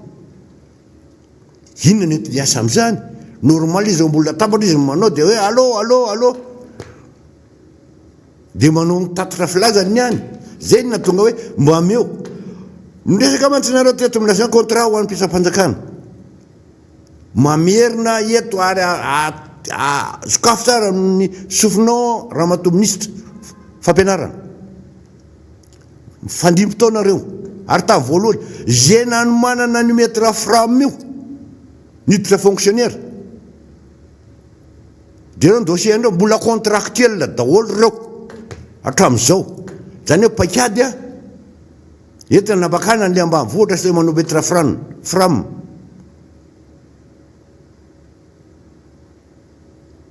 fanao fonctionnaire hiditra fonctionnaire ingy azo atao hoe ohatra manao récépissé io dia ty numéro matricule dia mandana mandeha dia miasa enao fonctionnaire fa reo non siba firy any mahavoatra tsy misy an'izany any teto-bolanareo efa nadangana ary zay manko idirako amin'ity resaka visioconférence tikatra madame présidente tiany député rehetra ianao matoa 100 isan-jato menanao fa nahagaga teny amin'ny ACC dia nanara-davahana fotsiny teny amin'ny ACC mety io fa tsy mba nitsinjo lavitra ny olona hoe fitoram-panjakana nylaza ministère ny intérieur dia hoe nankonina fasafasa ara dia efa nitapahana voavinzy na eniko tamin'izany fe tsy eny vatotra eny anaovana fasafasa amin'ny gouvernemanta fa atao vision conférence zay nataoko hoe ty fitondrany ity dia nanao tsy fantatro tso nitondrany azy hoe makany aninona fe mba eritreretinareo ve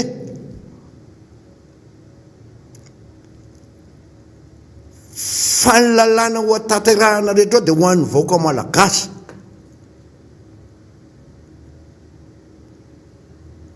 ho an'ny vahoaka ray manontolo fa tsy ho an'ny député ny afaka mandasa dia raha nytenana zao mandasa baty dia hoe roapolo ny ao anatin'ny écran anankiray zay nataoko hoe fopla mialatsiny amin'ny fomba fitenena ahoana ny anarahan-tantsaha ray manontolo na ny ambanivohitra na ny amin'ny olona tsy manana telefôna dimanjato any crédit vidiny amin'ny telefôna mba ny an-tanany ireny dimanjato le canal satsy ny reto star times sy ny karazany rehetra najanonareo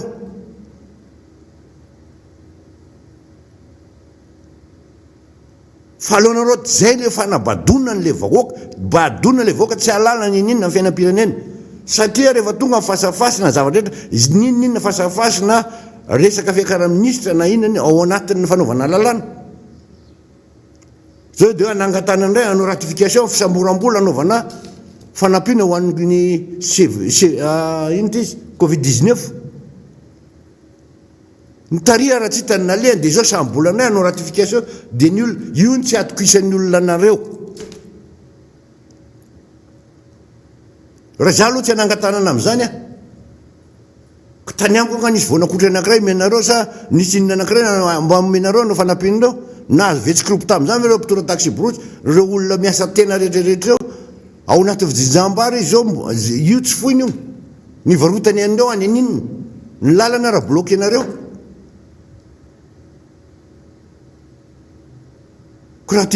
ratification alizay manao atsovo ny olonareo manao anio dia asy voataony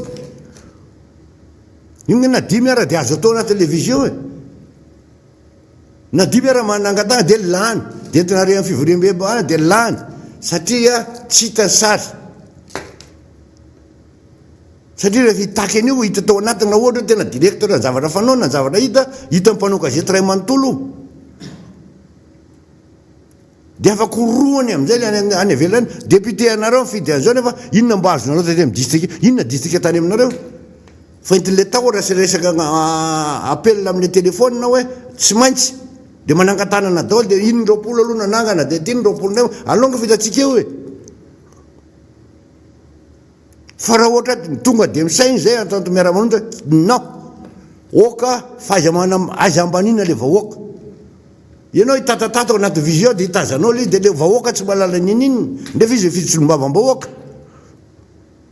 inona mba nataony solombavambahoaka ny amin'ny zavatra rehetrarehetra dinianao tao amin'ny assemblée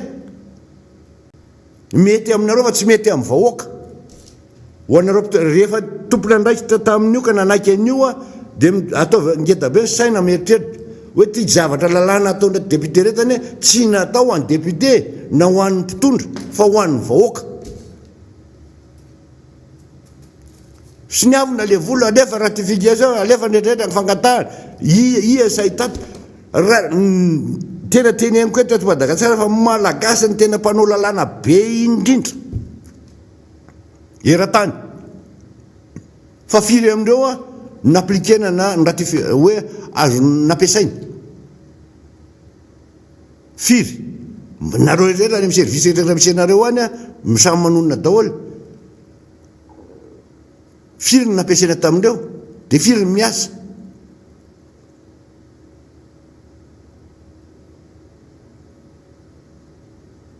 Ohatra meko amin'izany fotsiny lalàna ataoko farany teo zao niresaka ino ty izy niresaka ataoko agasy tao anatin'izany satria nareo miaro amin'reto jama reto satria jama nanampy anareo tamin'ny resaka CVO dia alohanareo foanana le lanin'ny solomavambahoaka tarivo hoe aiza manao an'io fa io na foananao na tsy foananao any ambanivohitra io no hoan'ny olona fa ny olona tsy mahalala jama.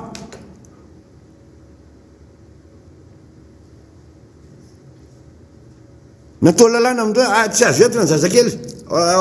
moto izy mandoha vola epitany amin'ny resaka le amin'le barazy ataonareoko mandoha vola izy paye izy dia tsy maintsy miampita izy na misy zaza eto Antananarivo dia efa hita daholo lalàna natao zany zay vitsivitsy ohatr' zany niteneniko mbola be dia be ny zavatra natao.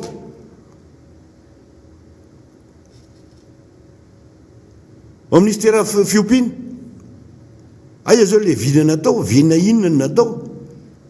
zay sy tiavanareo andehana amin'ny hélicoptère dia tondranareo drone dia ty fa manao ty le kavro ty le ino ty izy le pisinompy fa mpisy io vao niteneniko tao tany voavina niakatra tamin'ny andranana ilana tsy miray manontolo iny dia resaka alatromby ary ny olona tsy maka afa-tsy re vosida tapitra daholo ilany atsimo ny ilany avaratra.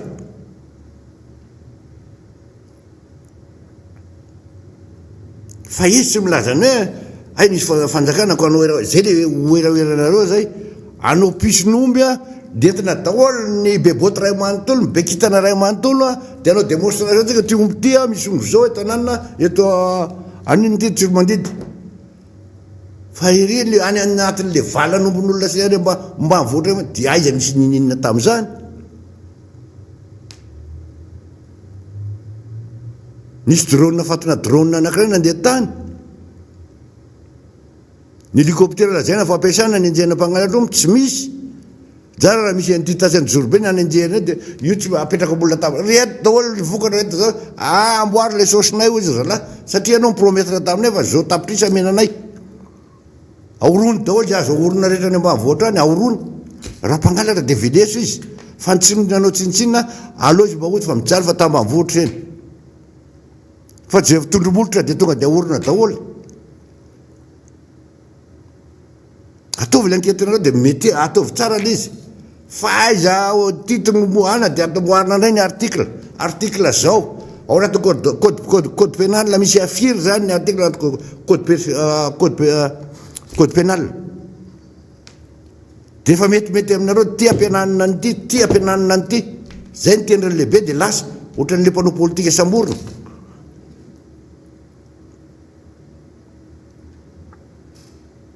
Niresaka an'izay resaka fandriam-pahalema dia tsy miainatra venareo araka ny teny namana honorable Fidèle teo président Ravalomanana vao niditra manjery ny vahoaka ny fahoriam-bahoaka ny sady reny mangakanjo menakavy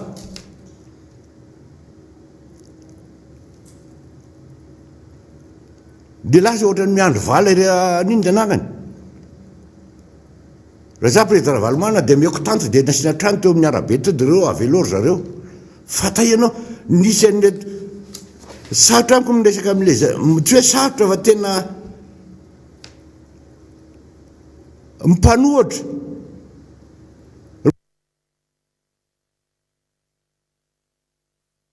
président Mélenchon ve na madame Marie Le Pen mpanohatra tonga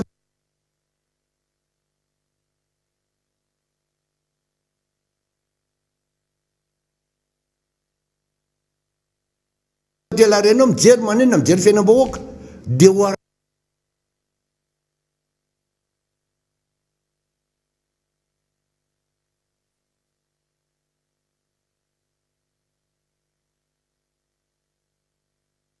arahano zandary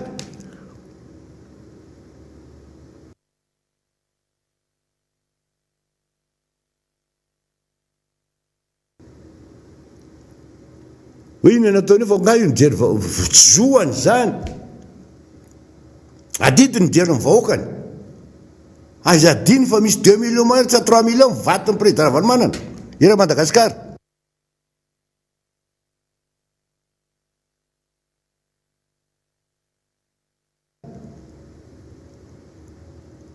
Ankoatra ny alatra nataonareo taminy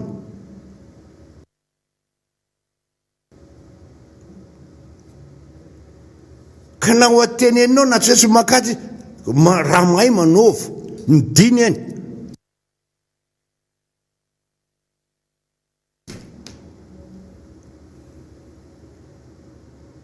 ary saidao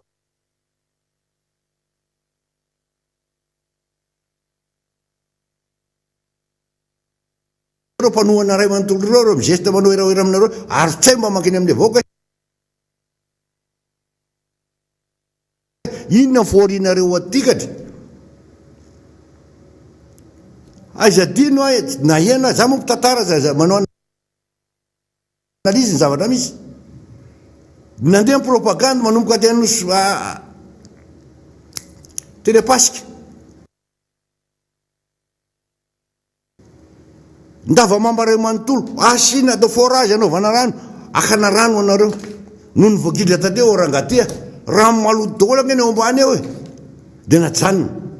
fa maninona ny tenena fanao forage tamin'ireny toerany ireny ajanona olondray vazaha atao amin'ny commune Antananarivo renivohitra endrena miaraka amin'ny apipa nasorona le rangahy dia nampidirina ny vaovao dia napetraka indray ministra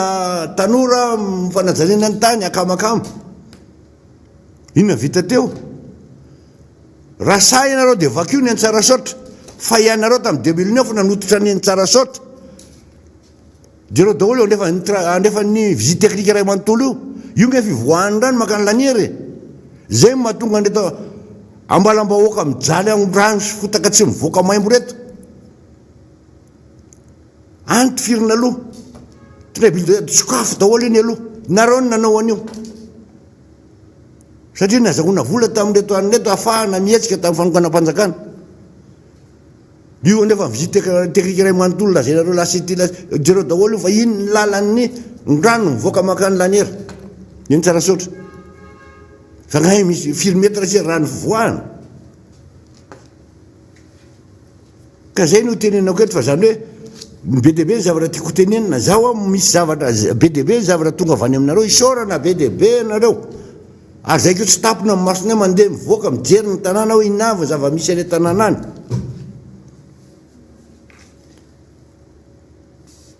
zay nanafahako an'izy ity fa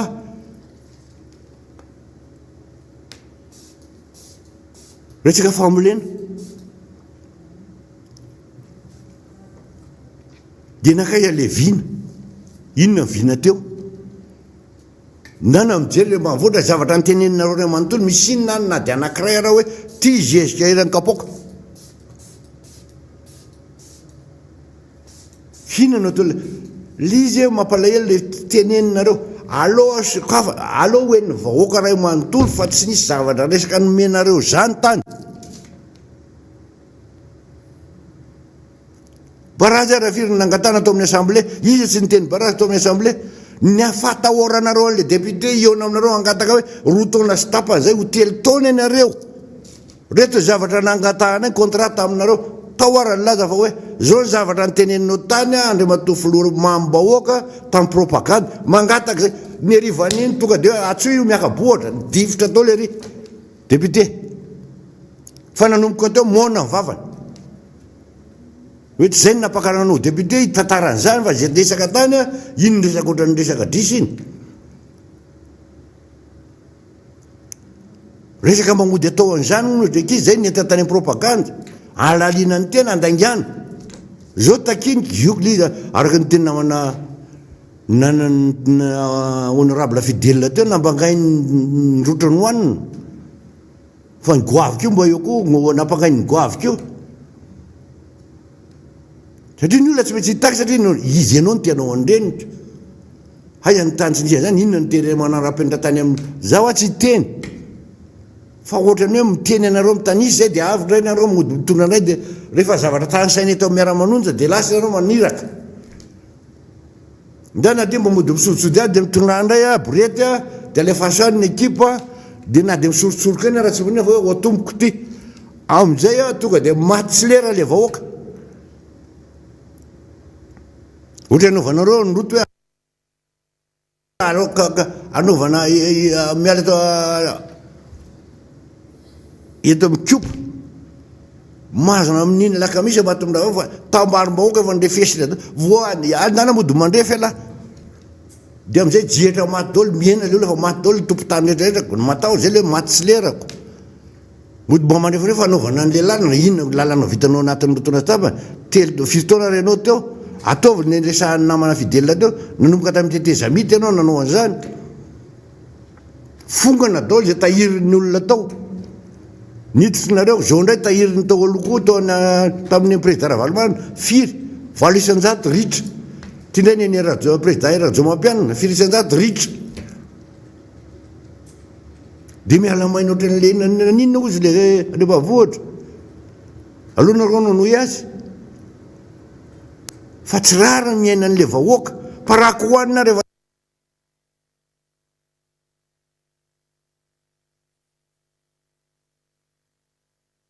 manahina anazy na mividy ary loha tenena aminareo zany savony zany moa de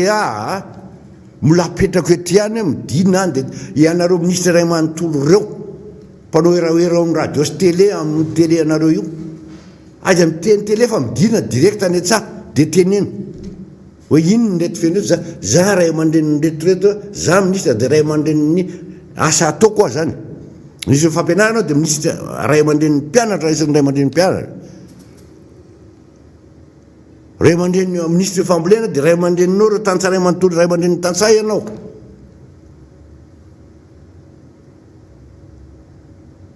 fa ngaha io vitan'le hoe za avatsy anany na de amboariko ny eo anany tsy nisy an'izany ary tsy mbola nisy an'izany teto ambonin'ny tany mba manontany anao ministre anankiray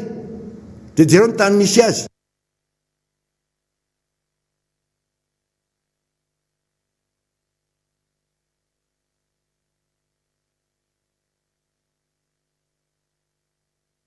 fa ny anareo tonga de amboary nany fa koatsany de amboary izy eo raha matolo misy ny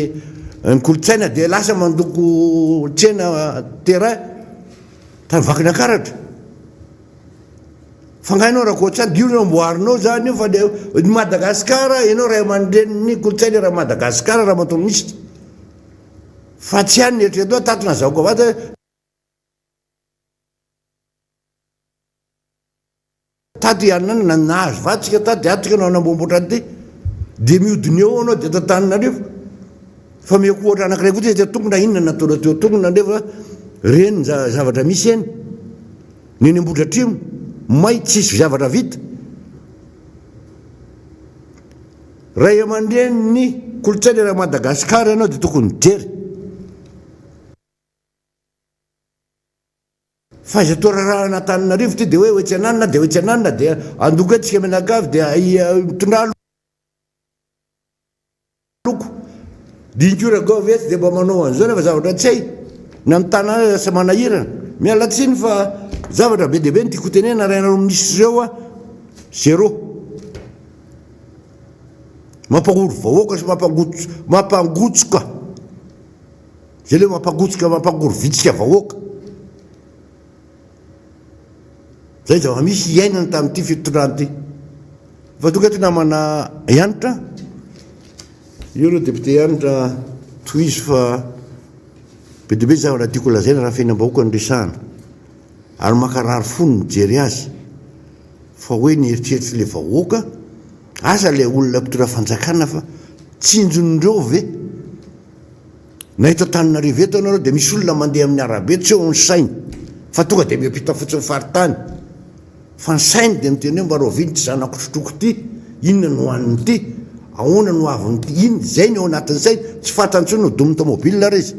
zay ny fanitrana nampitondrainareo azy ndeo metra Ianitra misaotra namana député n'ambanivohitra dia fifaliana trano ny miaraka amintsika rehetra manaraka an'izao fandaharana miara-manonja izao kopakopa tanana ho antsika rehetra ary mirary ny soa foantsika isan'andro amin'izao zavatra iainantsika izao satria efa fahasoavana lehibe fitahina lehibe no nomen'Andriamanitra meny tompo atsika zany andro vaovao zany a fa ao koa ny fahasalamana mirary fiononana foana ary fiononana feno ho an'ireny fianakavian'ny olona manan'olona maty reny lavony aretina indrindrandrindra fa mirary fahasalamana aingana ihany koa ho an'ny rehetra izay mbola mitsaboana amin'izao fotoana izao. Maro ny zavatra voalazany namana roa lahy teo a fa misy zavatra tiako zaraina satria ohatrany tsy dia voalaza matetika ary tsy mbola niresahana firy teto amin'ity fandarana miara-manonja ity androany. Lasa fisainana tanteraka ny tenako rehefa mijery olona mandefa message na manao partage na zavatra hoe ombay mitady ao anatin'ny tambajotra serasera reny. Miantso vonjy ihany koa reny olona reny hoe mba lazao amin'ny miara-manonja ao satria nareo dia afaka miteny ary mampita amin'izany amin'ny olona maro dia maro. Tao anatin'ny volana vitsivitsy nataontsika hoe taona mihitsy izany hoe tao anatin'ny 2 taona lasa zay na 3 taona lasa nisy phénomène na zaza very na olona very ary tena misy foana ny filazana hoe ombay mitady. Efa misy ny ezaka ataon'izay olona afaka nitompona andraikitra amin'izany kanefa ihany koa ao anatin'ny fiarahamonina tsika rehetra dia mila mifanometanana ary mila mifanampy ihany koa satria marary zany hoe havana zanaka paraitapo ray aman-dreny very tsy hita izay naleny. Misy zavatra mitranga izay tsy takatry ny saina hoe inona marina zavatra miseho ohatran'ireny tamin'ny fotoan'andron'ireny hoe misy taolapaty fasana vaky dia misy olona manao business amin'ireny taolapaty ireny dia ohatr'izay ihany koa ny zavatra mitranga hoe very ny anina nandeha nirahana nividy zavatra kely tatsy-ambadika tarihan-tsena kely nandeha nianatra dia tsy hitany naleny dia misy zavatra miseho passé maromaro ao anatin'ny fiarahamonina tsika hoy ao a dia zavatra mila resahana zany ary mila fampitenenana fa tsy hoe zavatra fady akory hoe mamenatra sanatry ny vavaka fa hoe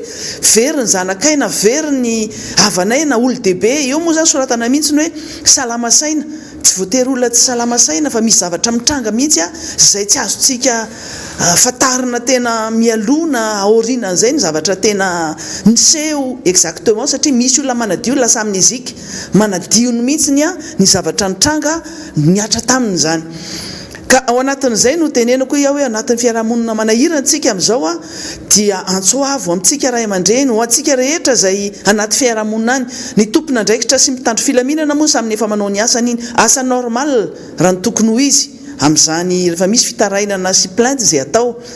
fa ho antsika kosa izay any tokantrano any a dia fitandremana no tsy maintsy ho atao indrindrandrindra tsika amin'izao fotoana izao ny ankizy tsy mianatra dia misy alaim-panahy ho an'ireo ankizy tsy manala fanadinana misy alaim-panahy mandeha mikare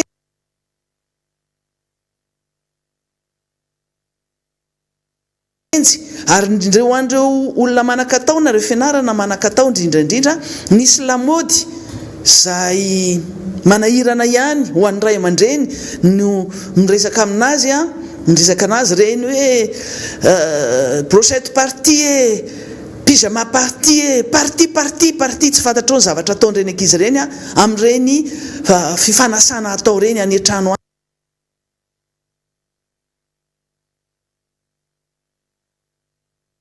any manahirana hoy aho satria niova tanteraka mihitsy ny fomba fisainana ny mentalité ary ny tontolo iainantsika mihitsy no misy déviation misy lasa mitongilana noho ny antony maro dia izay no anaovantsika antsoavo hoe fifanabeazana ny fiainana ary tony fandarany tony a dia afaka ihany koa mampita an'izany resaka zany a mba tsy any anaty tambajotra serasera fotsiny na samy resaky ny ray aman-dreny fotsiny reny zavatra mitranga reny satria tena marary a ho an'ny ray aman-dreny rehefa hoe very ny zanany miresaka zaza very mihitsy androany satria nisy fangatahana androany mba hanaovy partage ety maître ianitra ao anatin'ny tambajotra ao anatin'ny page any amin'ny page official na any anatin'ny compte personnelko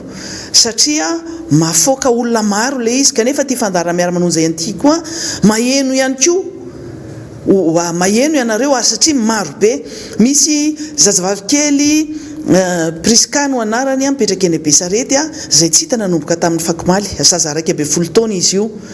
Zaza salama saina tsara, salama tsara, nandeha kely ny raha natao ivelany, ny tsena kely dia iny dia tsy hita intsony, tsy nody mandrakitiny androany. Ny ray aman-dreny moa zany dia marary, indrindra fa ny reniny teraka tena marary dia marary mihitsy, ary ho anareo zay mahita n'io zaza io efa mivoaka any anatin'ny pejy official maître ihanytra io any anatin'ireny zaza sarobidy, zanaka sarobidy reny le izy samy fampizarana zany tsika. Nefa misy ihany koa olona hafa ihany koa zay very akoatran'izay tratran'ireny omby mitady reny fifanampiantsika rehetra no ataontsika rehetra, ary averiko eto ny teny hoe le fitaizana ny ankizy amin'izao be dia be ny tsy mianatra. Misy moa zany ny amin'ny fianarana manan-katao reny dia hoe mianatra en ligne na télétravail no atao, dia mampiasa ordinateur sy internet. Fa ho any ankizy hafa zay mieritreritra fa vakansa lava be ty tsy mianatra ty satria tsy mianatra any am-pianarana dia mandeha mikarenjy fanasa mandehandeha manao zavatra tsy fanao, fa mila raha maso ihany koa fanaovana internet io satria so dia tafiditra any amin'ireny réseau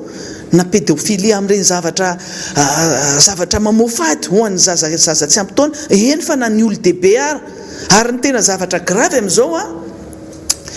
dia efa tafiditra ao anatin'le zone, anatin'le toerana misy trafikana rongony na drogue dure, héroïne sy cocaïne Madagasikara. Ary ny tena gravy dia ny tanora, ny adolescent, ny adolescente sy ny ankizy na lahy na vavy efa tafiditra, ary reny no hitan'ireo olona reo tsy valara ireo marché tena mbola hoe tena ngeza be ahafahanjareo mivarotra n'ireny cocaïne na héroïne reny. Tsy voela zay asa omaly na fakomaly na androany no misy tratra hoe tovolahy 420 taona any anatin'ireny conteneur, trano conteneur nataon'ny ministry ny mponina tamin'ny fotoan'andro ireny etsy amin'ny La Réunion kely no natratrarana ny tovolahy zay manao fivarotana na fanjifana n'ireny cocaïne na héroïne reny miaraka amin'ilay fitaovana le seringue zany hitsondromana, zava-doza be mihitsy zany zavatra mitranga zany, tsy mionona intsony amin'ilay rongony foana reny zavatra mitranga manahirana ny saina ireny, fa tena tafiditra amin'izany, ary ny zanakitsika no tena ataon'zareo lasipatra ao anatin'izay. Ka mila mailo zany ny ray aman-dreny, ny fiarahamonina mila mialerte, mila miteny rehefa mizavatra mitranga ohatr' zany, fa simba, tena simba zany ny taranaka ho avy. Omaly ateto ny resaka taranja fanatanjahantena any am-pianarana, éducation physique et sportive, EPS zany. Raha tsaroantsika ny zavatra nitranga ho antsika rehetra zay tamin'ny fotoan'androny nanana an'izany ny lanjany sy ny toeranisan'izany ny EPS, ny taranja fanatanjahantena tany am-pianarana, nisan'ireny fifaninanana reny OSUM na ny ASUM na ny jeu de Lille na inona zavatra ohatr' zany fifaninanana teo amin'ny samy klasy na samy sekoly, ary nafinaritra be ny ambiance, fa maro be ny tanora tamin'izany liana tamin'izany fanaovana fanatanjahantena zany. Io na sport collectif io, ny baolina zany, ny zavatra irahana zany, na ny sport individuel zany toy ny athlétisme sy ny sisa. Fa ny zavatra mahafinaritra fotsiny dia hoe ny taranja ara-panatanjahantena na ny sport dia fiainana ngeza be, lehibe ho an'ny tsirairay, ka ahafahany mivoatra sy ahafahany miady amin'ny fiainana mandrakizay. Nisy slogan tamin'izany fotoana zany dia hoe vatana salama saina tomady. Dia tadiditsika tsara zany hoe ny fanaovana fanatanjahantena tany an-tsekoly ny équilibré le fianarana mampiasa saina be, fa taty aoriana moa zany dia potehana mihitsy, ary nininany potehana satria lasa natao taranja tsisy dikany mihitsy zany EPS zany tany am-pianarana, ary ka na ny mpampianatra ara dia sanganena, ary ny olona taty aoriana dia tsy nazoty intsony nianatra an'izany taranja zany tany am-pianarana, ary mpianatra an'izany taranja zany a tamin'ireny école normale zay mipotehana moa tateoriana tsy hitanao tsony hoe inona ny zavatra mitranga nisy ihany koa ny teo amin'ny ENEPS teo amin'ny complexe Tempeflou zay maty tanteraka mihitsy moa nisy fotoana hoe verina kely ilay izy fa ireny zany dia anisan'ny nanampy tsy tany ampianarana fotsiny fa tamin'ny taranja ara-panatanjahantena mihitsiny zany. Ny roborobo fanatanjahantena dia ny hitantsika dia ny ankizy nandany fotoana tamin'ny fanaovana sport. Nandava-taona vao manomboka ny taom-pianarana dia efa ireny mitan-kizy mahita ankizy tsika manao entraînement eny amin'ny arabe, eny amin'ny kianja, eny amin'ny stade sy ny sisa reny dia efa manomboka manao entraînement manomana ny BEPC na ny baka fanadinana BEPC na ny baka zany. Fa amin'izao fotoana zao tsy ohatra izay intsony le izy fa efa niena dia niena be. Ary ny kianja raha moa reny fanaovana terrain de basket na terrain de volley sy ny sisa reny misy tena hoe potika tanteraka mihitsy tsy misy intsony na ny dina mihitsy dia ilay ankizy mpanao sport lasa nandeha ny varilavo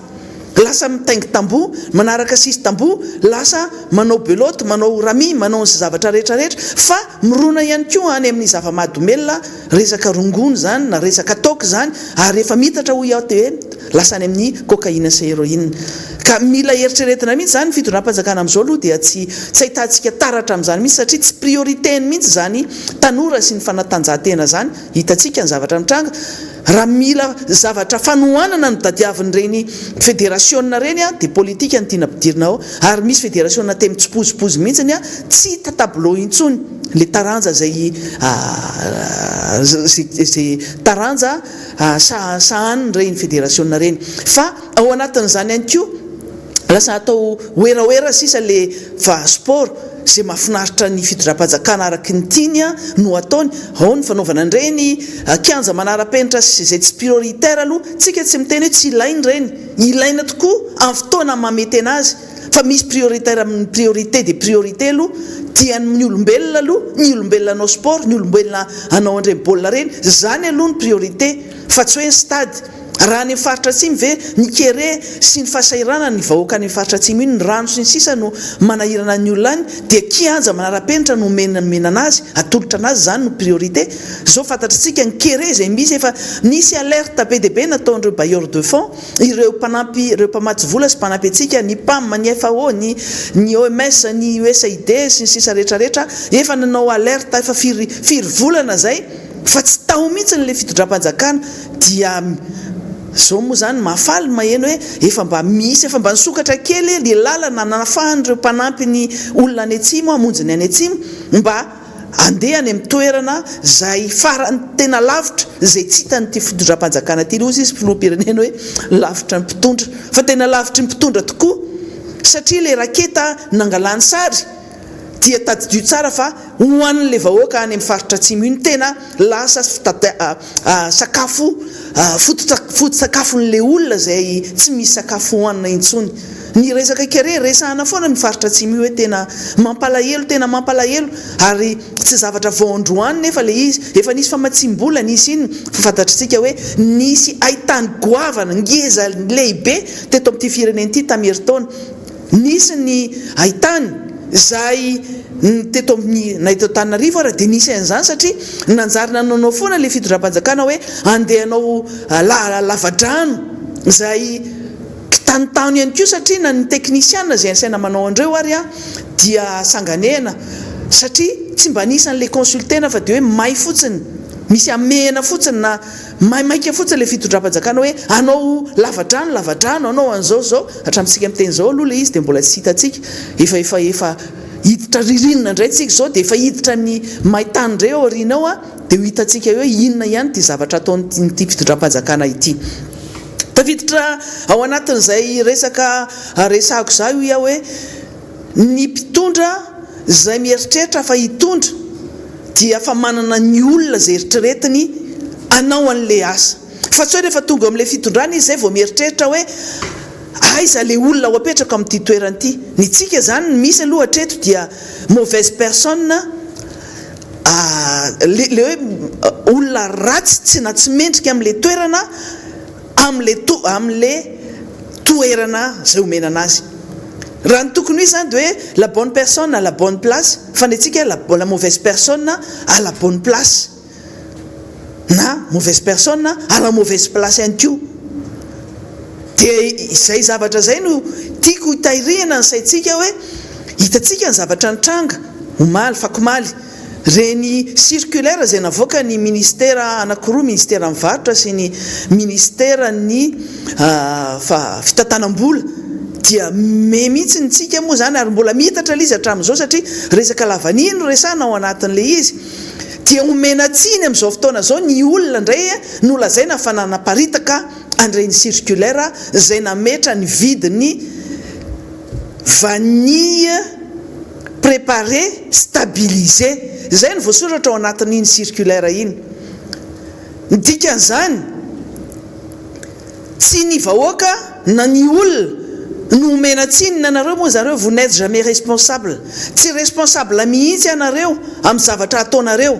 Fa io rehefa hoe nivoaka tany aminareo matoa nivoaka iny circulaire iny dia nivoaka avy any ministra mihitsy aloha, satria raha tsy nanao sonihana iny le ministra anankiroa dia tsy nivoaka tao amin'ny kabinetrany iny.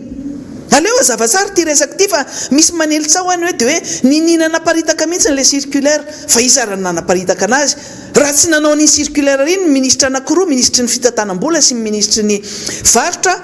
raha tsy nanao an'iny sonia iny ary tsy nanisy référence ny circulaire iny izy dia tsy niparitaka iny satria ny destinataire ny circulaire iny dia hoe ny département rehetrarehetra concerné sy ny entité publique. Ka iza no omenareo tsiny amin'izay ny tsy fahaizanareo miasa no ahilikareo any amin'ny olona. Io zany dia mahita kisoa ny liana foana, mahita bouc émissaire foana ianareo, tsy mba responsable mihitsy ary tsy mba miassumer responsabilité anareo. Ny ministre ny varotra nge nanao conférence de presse ny resaka tamin'ny mpanao gazety mihitsy ny resaka amin'iny ary ny teny mihitsy hoe ny lavanila dia tapaka fa ny clan lavani maitso dia 75 000 ariary ny vidiny fidianana anazy amin'ny tantsaha amin'ny mpamokatra. Dia iza no omena tsiny ao anatin'izay suite logique ny zavatra nyresahany ministre mivarotra iny circulaire zay nataonareo iny. Fa nareo moa zany tsy anareo le sehetry ny lavani satria efa monopole n'olona koa io zay mampiteraka resabe mihitsiny. Tena miteraka resabe satria tameritaona dia efa resabe io resaka lavani io. Hoe misy lasa monopole ny Ndrematoa Mamra Vatomanga sy ny fianakaviany ny Flora Joel ny monopole ny vani io. Fandresantsika teto amin'ity fandarana miara-manonjy ity zany ary mbola zay no atahoran'ireo olona ireo zay mpandrarahan'io lavani io amin'ireny faritra rehetra zay misy an'io lavani io fa ezahany fitondram-panjakana oferana ny vidin'le lavani vidina mora nefa aondrana amin'ny vidiny tena miopapana ahitana tombotsoa-goavana. Zay le resaka monopole ny resantsika hoe misy monopole nge ato atahoran'ireo mpandraraha rehetra reo ary tsy resaka monopole ny lavani fotsiny fa hatramin'le dsi efa resabe tameritaona dia mitovy an'izay ihany no mitsangatranga amin'izao fotoana zao. Dia le fitondram-panjakana mihitsy amin'ny alalan'ny ministry ny varotra sy ministry ny fitantanam-bola no miezaka mandrebireby ny sain'ny vahoaka ary raha tsy misy le 6% zay manao alerte manao an'le masitona lakolosy dia nandeha ho azy ohatran'ny kirarony rabe minatany io na ohatran'ny karatry naivo indray dia nandeha mangingina tany satria na ny antony lazaina fa manomboka amin'ny 20 Mai androany zany ny taom-piotazana lavani. Amintsika miteny androany nisy tatitry ny conseil des ministres zay nivoaka omaly tsy nisy resaka zany lavani zany fa io moa zany araky ny tokony ho izy dia misy aloha ny conseil de gouvernement zay vao mandeha any amin'ny conseil des ministres fa tsika tsy mba mahita an'izany hoe inona ny tapaka tao anatin'ny conseil de gouvernement zany ny tatitry ny conseil des ministres foana no hitantsika mivoaka raha ty zavatra fitondrany ny filoha amin'izao fotoana zao FILOU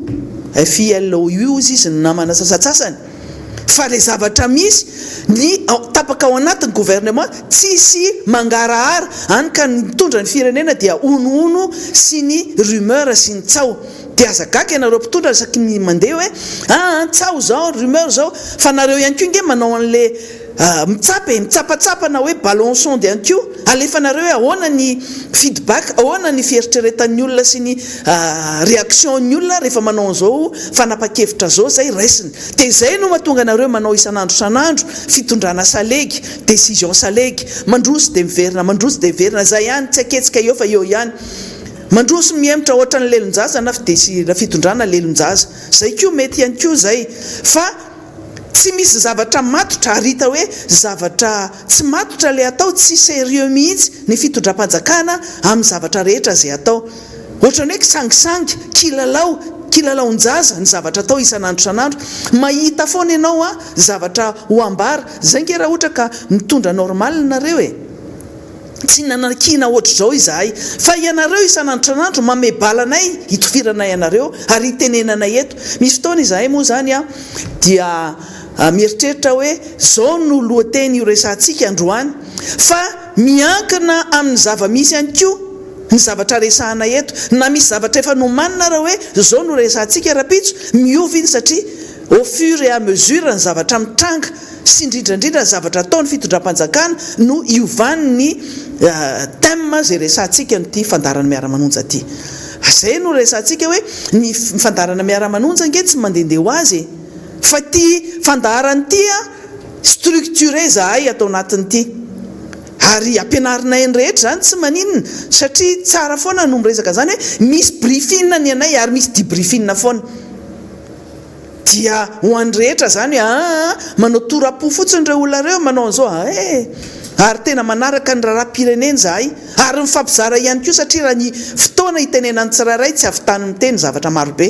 ka raha zavatra efa nitenenina namana anankiray mety hoe fanamafisana fotsiny fa io moa zany fampianarana ny zavatra rehetra ny tenako manokana tsy nahay ary tsy nianatra n'izany resaka communication zany na journalisme ary tsy miambo mihitsy hoe za dia mpanao communication na dia na hoe mpanao gazety sanatry ny vava mpisolo vava ny asako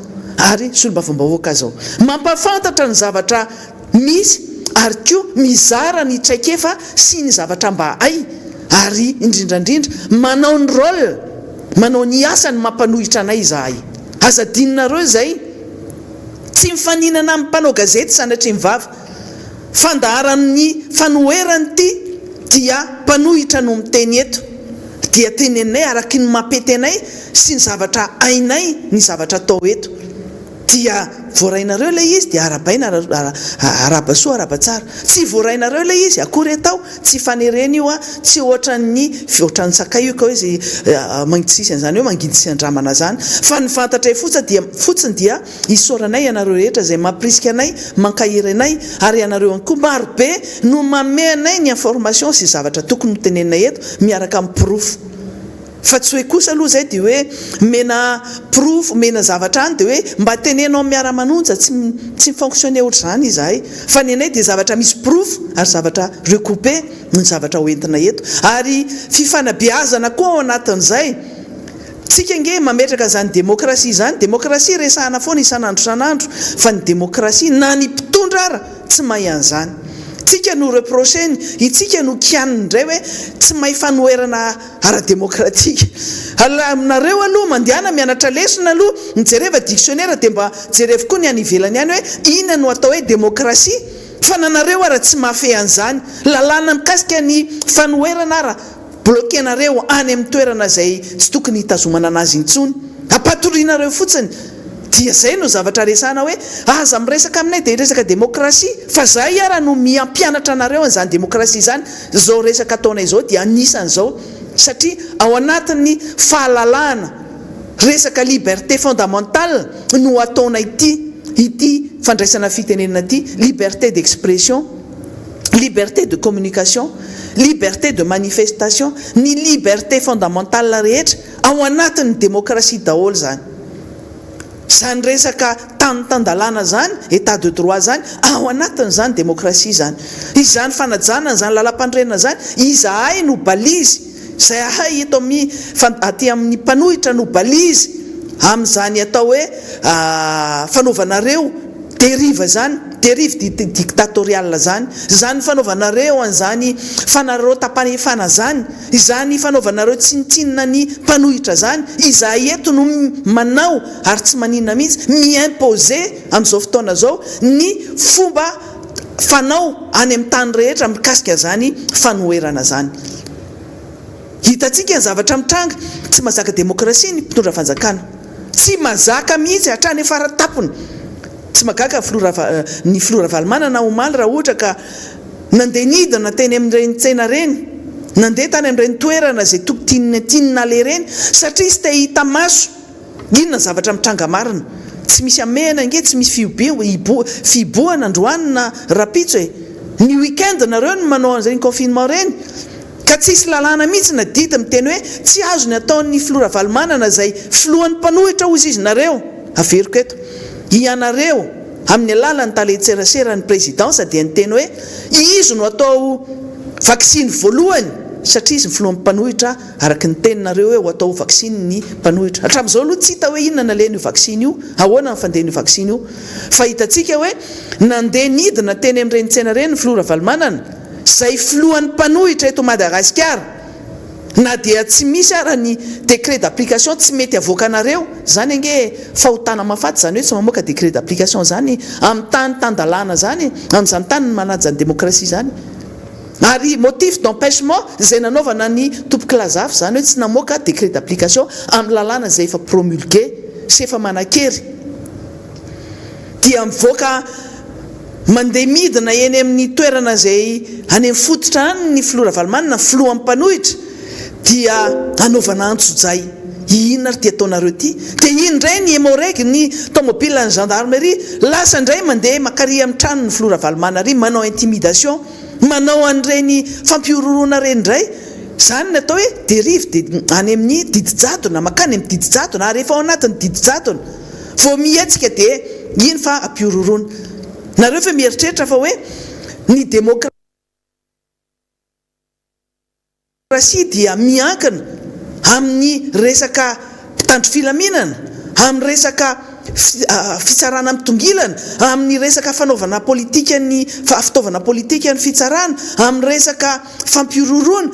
tsy zany ny resaka démocratie. La démocratie ne s'appuie pas sur les forces de l'ordre, sur l'injustice. Zaza miteny hoe tsy justice mihitsy. Ny zavatra ataonareo rehetra dia eritreretintsika hoe nareo tsy manana fahefana eo am-pelatananareo nareo mpitondra, fa ny fahefana eo am-pelatananareo tsy hainareo no mampiasa azy. Ny fahefana eo am-pelatananareo à côté, fa ny zavatra tsy hanananareo no ampiasainareo. Zay le izy. Inona le zavatra tsy hanananareo? Légitimité. Tsy manana légitimité satria lany tamin'ny alalany doublon 1,200,000. Dikan'izany mampiasa ny fahefanareo amin'ny zavatra tsy hanananareo ianareo, hanika tsy mitombona, tsy maripototra le fitondrana, dia mananao foana isan'andro isan'andro. Ary averiko eto ny resaka fanaovana décision salegy io, asa indray rapitso raha afaka pitso indray, inona indray no ataon'ny fitondram-panjakana, satria efa manomboka zany ny fiotazana vania androany, ny fanahiren'ireo mpamboly rehetrarehetra reo, ny mpandrarah reo, dia aleony zareo no mametra ny vidin'ny vanille. Izy no sasatra tamin'io, izy no nandany rondo, nandany hery, nandany fotoana, nandany izao rehetrarehetra zao, nandany vola. Fa le mpitondra amin'ny alalan'ireo olona super président sy super ministre sy rehetrarehetra eto amin'ity firenena ity manao izay tiany atao. Tsy zany ny atao hoe démocratie, tsy zany mihitsy. Resaka démocratie zany tsika ho lava, tena ho lava, satria marobe ny fanakianana izay atao aminareo mikasika an'izay. Ary tadidio tsara fa ny vahoaka malagasy ao anatin'ity fandarana miara-manonja ity dia efa marobe no manaraka an'ilay fandarana. Misy fanatsatsoana foana isan'andro isan'andro, manatsatso ianareo hoe efa tsisy miantsony e, io tsy edikevitra io, na olona rera sisa mianao ity miara-manonja ity,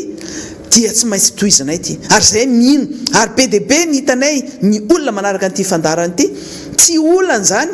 ianareo raha mianao anay isan'andro isan'andro, dia a partir ny zavatra izay resahanay eto no anitsianareo ny décision ataonareo any, no angalanareo fepetra mikasika izay zavatra tianareo raisina any. Fa nareo tsy mba manana ligne de conduite, tsy mba manana lalana hoe arahana na objectif,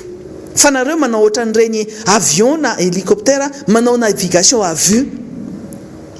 Mandeha aloha dia mandeha, dia zay tontolo idonany ihany ny donany, verina indray avy eo dia zay le décision salegy, zay le fitondrana salegy. zay moa efa niteny teto hoe ny roi du Saleky na la reine du Saleky amorony hira mihitsy ho aty fitondram-panjakana aty fa mendrika an'zareo le izy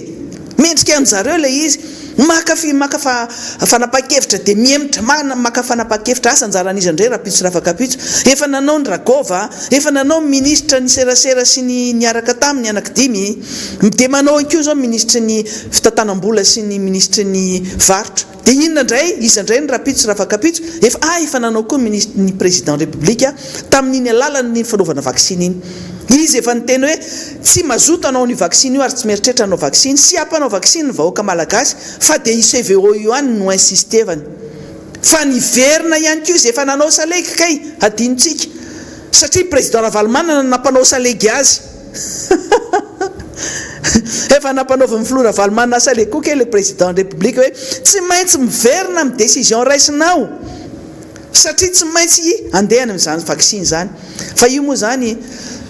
mankahery ny reny UNICEF sy ny initiative COVAX tsika eto amin'ity fandarana miara-manonja ity fa dia miasa rery misy miara-miasa timidement misy ona moa zany malezolezo kely le fa miasa amin'le mpitondra fanjakana fanaovana vaksiny mitarazoka be zao ny fanaovana vaksiny nefa io vaksiny io mila atao malakilaky ihany koa taraiky be ny fandraisana anjara ny fitondram-panjakana amin'ny fampariahana ny vaksiny io any amin'ny faritra rehetra any ny olona etsy efa marisarisa daholo satria le mpitondra zay tokony ho modely zay ampiseho fitaratra hoe mety ny anaovana vaksiny no mampiseho indray hoe tsy mety ny vaksiny fa zay mbola hitazatazana aloha ratsy ange io vaksiny io hoe na ratsiana toy iny io AstraZeneca io Covishield io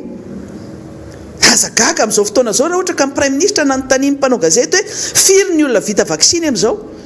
tsy voavalin'ny prime ministre ny valin'izay fanontaniana zao firy ny olona vita vaksiny dia aiza avy ny toerana nahazo vaksiny hatramintsika miteny tamin'ny zoma satria tsy miinteresse an'le prime ministre akory zany izareo ary ny prime ministre sy ny président de république ary mitsoka mihitsy tamin'ny fotoana nitsenana ny vaksiny 250 000 doses iny zany ve nareo natao hoe modely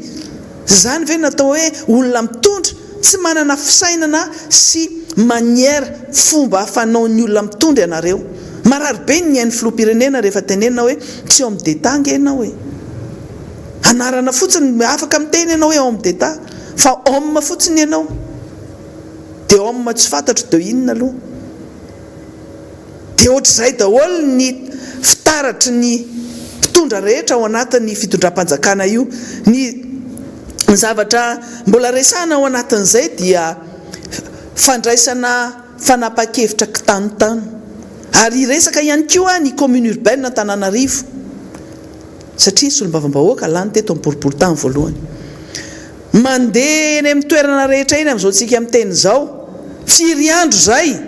na firy volana fa fako misavovona eran'izao tontolo zao eto amin'ity faritanina Antananarivo renivohitra ity misy efa azo tenenina mihitsy hoe fako bildinina mihitsy ny amin'izao mandeha any tsika mandeha any amin'ireny toerana rehetra reny loza mitatao so ihany fa efa tsy misy avy tsy avy tsony ny orana fa na misy ara zao ny herika isaky ny maraina tamin'ny maraina teo na ny herika be fa ao anatin'ny loto ary mbola manampitrotraka zany reny mety valanaretina mety ho azo an'ireny loto reny fa fako misavovona eraka izay andianana nandianako tamin'ny maraina teo taiza hitako daholo reny any anosy be fako tsy fantatro firy camion vo afa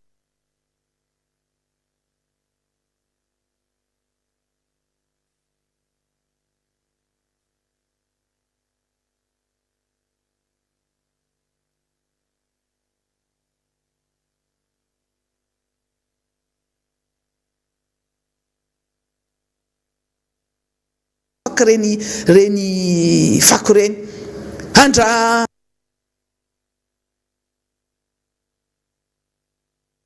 andray soro ambato maro ankerana maro be ny toerana zay ny lalovanay tamin'ny maraina fako fotsiny zao misavovona zao fa aiza le camion le nanaovanareo eraoera tamin'ireny propagande reny nanaova filoham-pirenena niaraka tamin'ny ngamera amin'izao fotoana zao reny tomobile be dia be reo ary amin'izao fotoana zao efa mazava tsara ny resaka, efa namoaka didy ianareo tany anatin'ny conseil des ministres fa naverina amin'ny commune urbaine Antananarivo ny Samva izay misahana ny fako eto Antananarivo. Dia inona amin'izay indray sao zao ny anilianareo zany andraikitra zany. Tamin'ny nanao propagande ny maire Ngamera, monsieur le maire, tamin'ny fotoan'androny dia niteny izy hoe raha tsy voangona, raha tsy voaroaka ny fako dia atero ty amiko. Raha azon'ny olona tokoa nanatitra ny tery amin'ny lapan'ny ben'ny tanàna, lapan'ny tanàna Etsenalakely dia nateriny olona tany aminao daholo ireo fako ireo. Fa nareo raha tsy mazaka an'ilay satria ny toerana anankiray efa ilaina camion ngamba, ny camion 4-5 ngamba vao maroaka an'io fako be dia be io, satria avelanareo miangona. Aza mitady book émissaire intsony, aza mitady irika intsony nareo ilazana fa any amin'ny ministère ny rano Samva sy ny sisa, efa anareo efa nomena anareo daholo fitaovana rehetra amin'izao. Ary efa mena ny filoham-pirenena ny rerian'ny filoham-pirenena nke hoe mena 10 milliards d'ariary ianareo e. Anaovanareo an'io fanadiovana Antananarivo sy anampiana ny maire Antananarivo e. Fa inona ny zavatra mitranga tsy amintsika miteny zao? Mitovy amin'ilay fitondrana fohy be ny fitantanana ny commune Antananarivo renivohitra. Oeraoera amin'ny be dia be ny mpivarotra Etsenana sy Mampalahelo reny ao anatin'izao fahisairanana ao anatin'ny crise sanitaire zao nataonareo aza lambo isan'andro nefa reny olona reny angeno ny fidy anareo ary ny tenenareo ifidy anareo nampanatenanareo zao tsangatsaman'orana rehetrarehetra zao hoe ary nampanatenanareo mihitsy areo hoe tsy roanay nareo eny amin'ireny sisiny arabe reny. Ny tamin'ny fotoan'andro ny madany Lalao Ravalomanana niezaka nandamina sy nanala an'ireny mpivarotra amoron-dalana reny, fa nanampiasainareo mihitsy ny mercenaire politique nanohitra anazy tamin'ireny fotoana reny, nataonareo izay naminganana anazy tamin'izy mbola maire Antananarivo amin'ny alalan'ny resaka olona mercenaire politique sy ny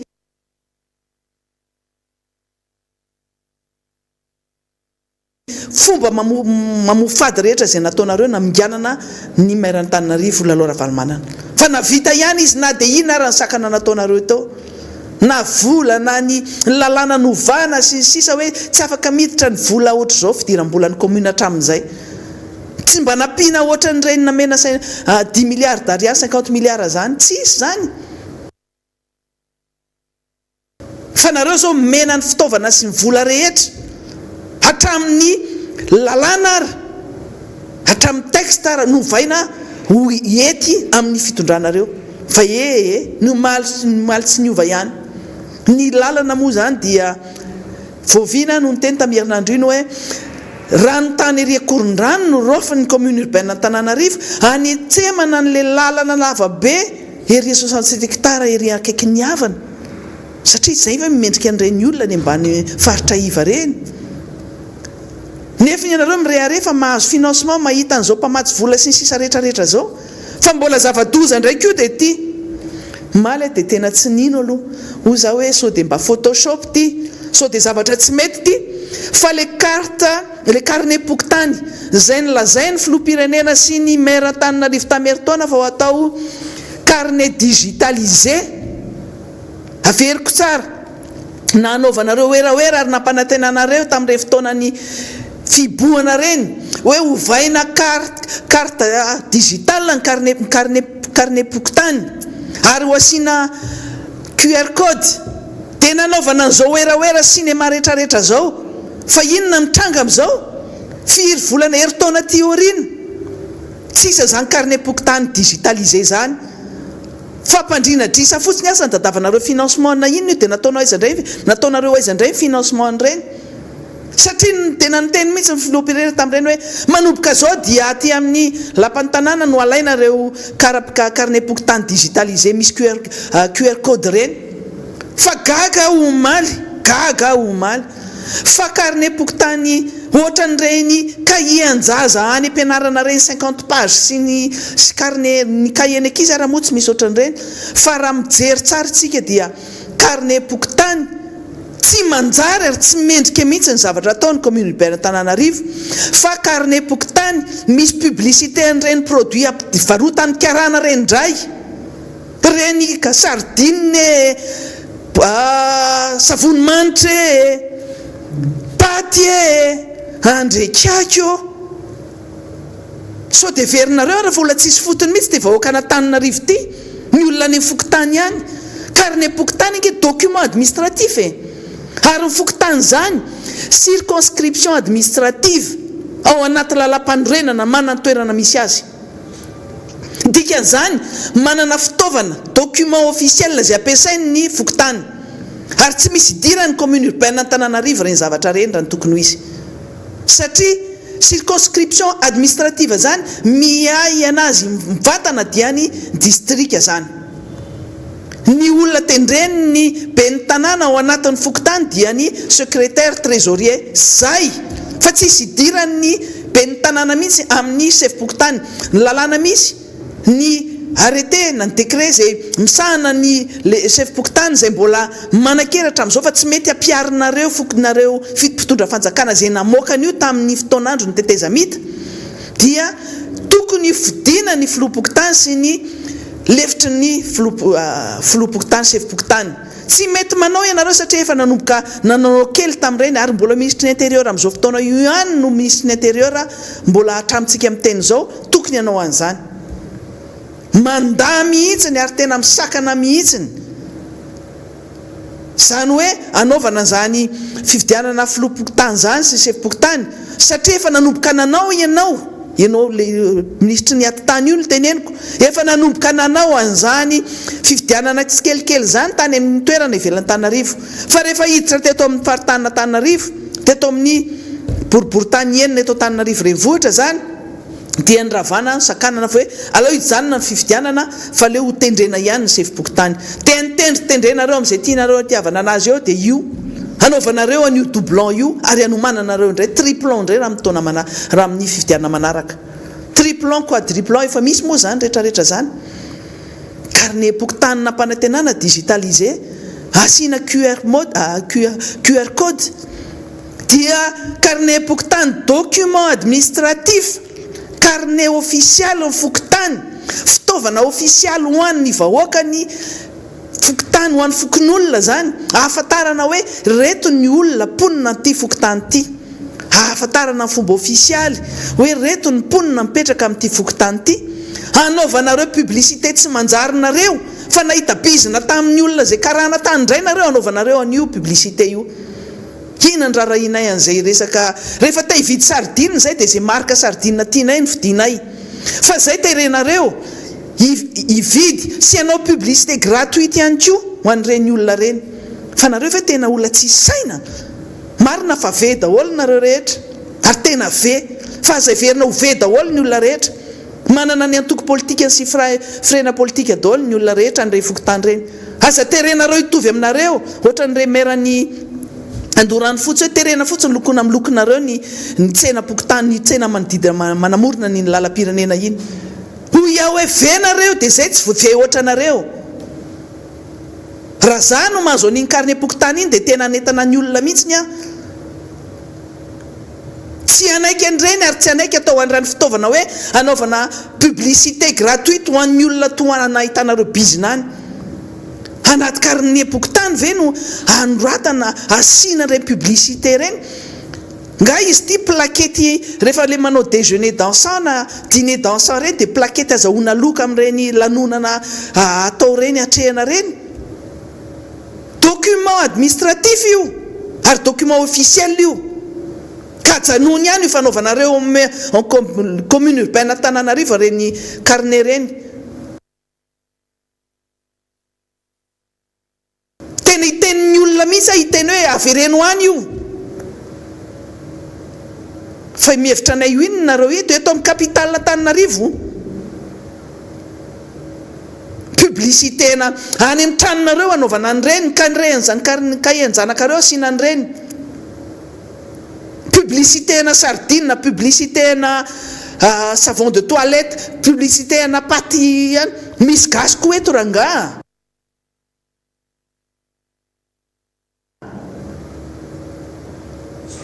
zany no matezitra anay amin'ity fanaovana tsinitsinina foana isaky mandeha ty zay fiarah-miasa anareo any anareo iny raha hitahitady vola ny commune urbaine Antananarivo amin'ny resaka publicité ataovy amin'ny toerana hafa zay mendrika an'izany fa tsy any amin'ny carnet pokotany mihitsiny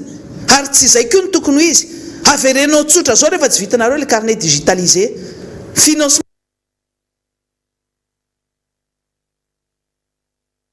nge nisy nandalo tao amin'ny assemblée nationale nge reny resaka financement prodige reny hoe anaovana ny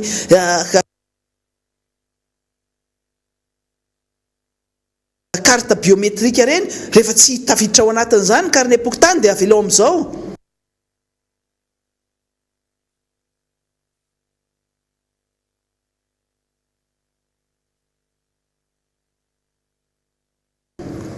fa tsy mety zany raha tomobile indray mbola azo eritreretana hoe mifanaraka ny tomobile na taxi na inona zay fanaraka anaovana publicité n'ireny produit zay arovanareo reny ahitanareo tombontsoa reny fa tsy ny carnet pokotany kosa dia itsika ve dia hita hoe ny ao anaty gouvernement amoaka zavatra officiel dia asiana publicité na paty presto na paty inona tsy mety zany ary tena tsy mety zany ary mandahan zany zay lanceur d'alerte na eto ny mpanohitra manohitra zavatra tsy mety ary tsy rariny oatra zany tsy hoe sahirana amin'ny vahoaka dia manao an'izay tiana ataonareo nareo dia nareo mahita tombontsoa amin'izany na hiditra ao amin'ny commune ary zany vola zany tsy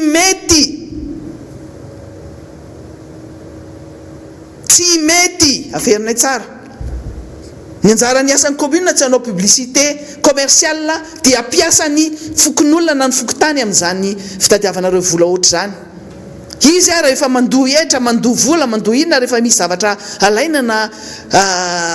certificat de résidence na acte administratif zay ilainy amin'ny fiainany dia terenareo fotsiny anao andreny zavatra reny tsy mety dia tsy mety zany zavatra zany ary tena matezitra mihitsy ho ia hoe tsy maintsy ianao an'izay aka décision salegy ihany koa zany nareo mikasika an'ireo carnet pokotany ireo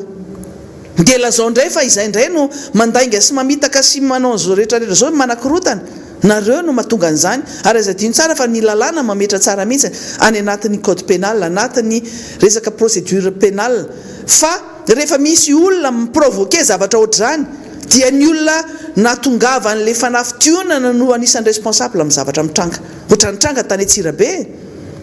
atao boky émissaire ny tim any dia gadraina daholo ny ankizy rehetra any amin'ny any Antsirabe natao ohatran'ireny ankizy ny gadraina tamin'ny 20 février reny ny zareo nanao polo miara-manoja sy polo mena raha fakapitsy moa zareo zany no tokony tavavoaka amin'ny fonja 22 mai tapitra amin'ny 22 mai zao ny telo volana zay sazy nataon'ny fitsarana fa asa indray zay ho parady ataonareo sanatry mivava ao anatin'ny fitsarana io na nisy ary ny appella tapitra aloha zay ny sazy zay nitenenareo telo volana ampy zay ary tsy mendrika tamin'ny tsy mendrika an'izany akory reny olona reny satria tsy mbola nisy hetsika natao akory teny amin'ny kianjan'ny 13 mai tamin'iny ary zay le mbola resako eto foana hoe resaka démocratie tsy hainareo zany resaka démocratie zany ny démocratie tompoko tsy miankana amin'izany mpitandro filamenana sy mpitandro ny mpanao herisetra zany mpitandro filamenana zany tsy herim-pamoretana akory zany fa zay no ianteheranareo amin'izao fotoana zao dia minotsika ary manantena fa ivoaka somatsara izy raiky ambe folo mena dara amin'ny sabotsy zao matezitra ny zavatra mitranga ary satria miatra amin'ny ainao rehefa zavatra oatra zany androany nareo mitondra ary tena mireharefa hoe zay zao no mitondra eto ary manao an'izay tiany atao rehetra mihitsiny zao vondresahany namana fidèle teo efa ndresantsika maro sy faky maly tamin'ny herinandro iny iresaka Air Madagascar hoe anisany nanaovana nataonareo vasa leny Air Madagascar ary rehefa tena mitsipozipozy efa mialaina izy mbola tratrany reny procès fandoavana vola dommage intérêt amin'ny Air France zay 43 millions d'euros raha tsy diso tsy tadidiko intsony ny chiffre ino ny antony inona satria na ny fanapa-kevitra kitanitandriko totoa ny filoha-pirenena ankehitriny zay filohan'ny tetezamita tamin'ny fotoanandro zay nividy an'ireny fatina avion reny nanofa nanao an'ireny Airbus tena napiditra an'ireny teto Madagasikara ary lasa nisy ady hita amin'ny Air France dia condamné ny ary Madagasikara andohan'izany vola be zany mba eritrereto ange zany vola azahoana avion tena hoe avion vaovao ho an'ny ary Madagasikara fatina avion efa nampiasaina avany no ampiasaina eto dia tsy mifanaraka amin'ny réalité sy ny zavatra nisy tamin'ireny fotoanandrony ireny nampidirina kizo ny ary Madagasikara no vonoina ho faty zao izy tena efa mialaina satria na ny karama raha tsy voaloha intsony mbola nanampitrotraka le hoe avion Airbus nalefa ny afretena nandeha nijery ny Barea tany Egypta dia mbola nizaka ny aina satria iny ao anatin'le conseil d'administration taletserasera ny présidence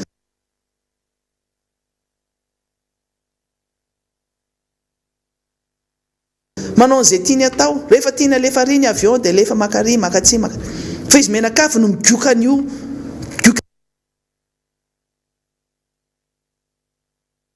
zany tombontsoa zany fa mampalahelo fleuron zany orinasa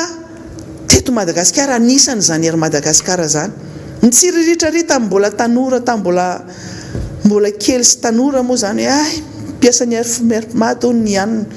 ianina ho ny pilote ianina ho ny steward ny anankiray ianina ho ny hôtesse dia mba nitsiritritra io neny ny asa atao rehefa lehibe za hanao hôtesse za hanao pilote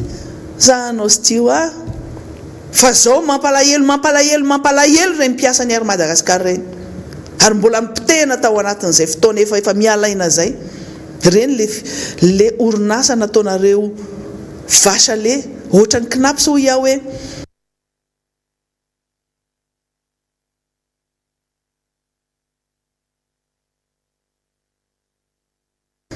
ny reny DG reny no tratra farany rehefa tonga tokoa ny tokoa androany ianareo migioka daholo migioka maka vola manao an'izay tianareo atao knapsa zany ange cotisation ny sehatra tsy miankina no mamelona sy mampiodina mampiasa ny vola ao anatin'ireny fitondram-panjakana mampiasa maka ny vola banque centrale mbola resantsika eto goavana be ny zavatra mitranga ao ary mpitondra fanjakana fianakaviana amin'ireo manodidina rehetrarehetra reo tapitra mampiasa an'izany daholo manahirana ny zavatra mitranga tena mitranga ary matoa manonja ohatra zao foana tsika isan'andro manakambara foana isan'andro satria hatramin'izay tsisy ny teny na miteny ara dia gadraina ampiororona atao an'izao dia verinareo efa mety ny zavatra ataonareo amin'ny président Ravalomanana io président mpanohitra na tianareo na tsy tianareo na avoakanareo na tsy avoakanareo ny décret d'application président mpanohitra izy président ny RMDM ary considéreny à nivel'ny communauté internationale hoe lehibe ny mpanohitra aloha ninona zavatra teneninareo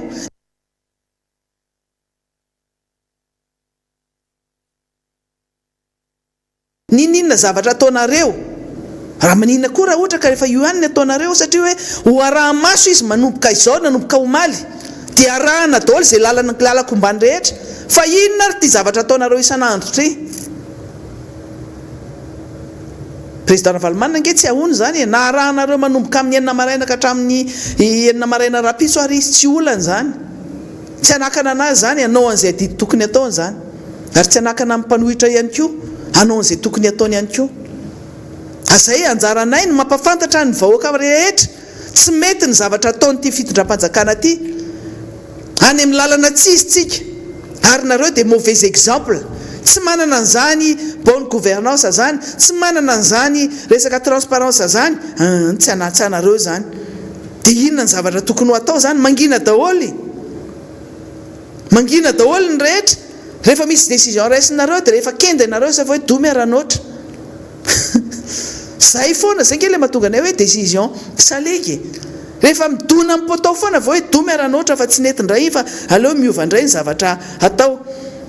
ny resaka ao anatin'izay ny anivelany ihany dia mba hitovy mba jereo tsara hoe mba mangala tahaka ihany na dia tsy hainareo raha mangala tahaka any any frantsa fotsiny ohatra ny filoha teo aloha rehetra ny azy rehefa misy zavatra mitranga dia mba consulter les flous en perinasa raha ka décision mikasika zany covid-19 zany izy lutte contre la pandémie dia mba miconsulter an'ireo ancien président fa ny antsika ny ancien président vao midina maketsy anosy be dia arahana mpitandro filaminana zany ve ny zavatra zany fotom-pisainanareo tena mahavariana jere ny anazy any ivelany any ny ohatran'ireny olona manana ny liberté ary considérena foana ny azy ny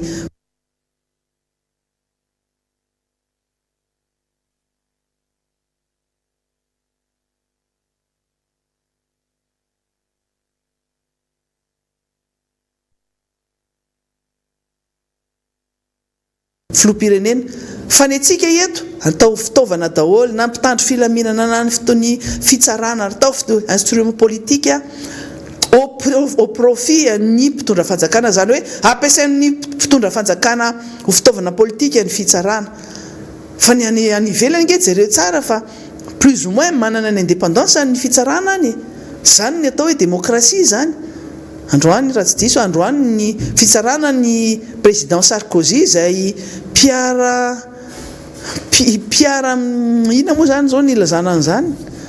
piara mitakosina niara-ny takosina tamin'ny filontetezamita tamin'ireny fanonganam-panjakana tamin'ny 2009 reny dia sasatry ny miarina satria tafiditra ao anatin'le affaire procès ny Big Malion manomboka androany i Flo Sarkozy io dia ny azo mandeha ny fitsarana ny tsy tsabahan'ny fitondram-panjakana fa dia mandeha any na dia lazaina fa hoe misy manipulation politique ao anatiny fa ny antsika tena hoe baiko midina ary telefona raha vao misy ny olona anankiray ministra taloha dia hidirana mihitsy satria misy super président ao ambadika le izy misy olona influent ao amin'ny présidence ao ambadik'io raharaha io ny mpitsara dia impuissant fa izao mibaiko dia tsy maintsy tanterahana confirmena ny didy zay navoaka tany en première instance à 40 mois d'emprisonnement ferme dia ohatran'izany koa ny affaire Berija koa zao miandry an'izay koa dia asa no inona indray koa nataonareo amin'ny Berija ihany koa zava-doza nge aza mba manao vaindraha ratsy marary ary aza manao rindasa tsy tsarony ny zavatra tsy tiana atao amin'ny tena dia aza atao amin'ny hafa fa tsy zany akory tena hoe mafy anareo tsy zany akory ny ilazana fa hoe tena demokraty nareo vonaiky zany hitondronareo nitondron'ny olona molotra anareo ary ny mampitombo ny tsy fananan'ny olona ny fatokisana anareo confiance sy ny crédibilité anananareo zany rehefa tsy crédible dia zao no hitan'ny olona samy mahita daholo ary samy miaraka manao constat rehefa tsy voasa tany amin'ny conférence de Paris lozany Comore lozany be ny olona taloha ny firenena taloha tany erinantsika rehetra tany afaratsika fa tsika n'izao mitazona ny rambony tsika moa zany mitazona dia miadigisitra foana nentinareo tena nihetra tanteraka mihitsy ty firenena ty tena nampidinareo ambany tena faraky ny ambany basoa ihany fa mba misy an'ireo tanora mba mampiakatra an'le mba anarana tsara ny malagasy le malagasy no voesoeso le Madagasikara no vohitsakitsaka le Madagasikara no malaza amin'ny ratsy noho ny ataona ny filoham-pirenena ankehitriny sy anareo rehetra miasista amin'izao fe CVO anareo zao lazaina fa hoe CVO no nasitrana an'ireo olona zao sisa fa maninona raha nareo no mandainga tsy maninona misy olona mihinana CVO any fa maninona mandainga ohatr' zany satria fantatra fa nisy protocole zay nitsabonany olona rehetra dia nisy fanafody chimique nohaniny tsirairay fa tsy hoe CVO fotsiny nohanina nomboka tamin'izy nitsabotena ka hatramandraka tiany androany mandainga ianareo miteny zany ary tena sako miteny zany hoe tena mandainga any amin'ny CTC rehetra reo rehefa tonga ny olona dia antanina hoe inana CVO sa tsy ina CVO rehefa tsy mihina dia mikisava ato ny olona tsy mihina CVO zay mihina CVO mihina ato fa mitovy ny protocole ny fanafody omenan'ireo olona reo misy azithromycine na misy fanafody hafa miaraka amin'izany fa tsy misy hoe iny anankiray anareo iny ihany fa nareo zany dia manday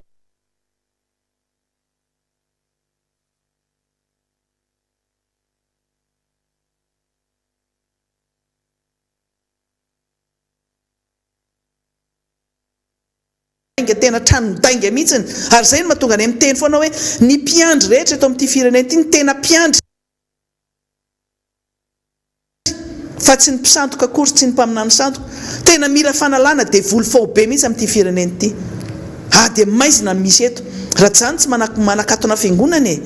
ny olona efa mitangorongorona etsy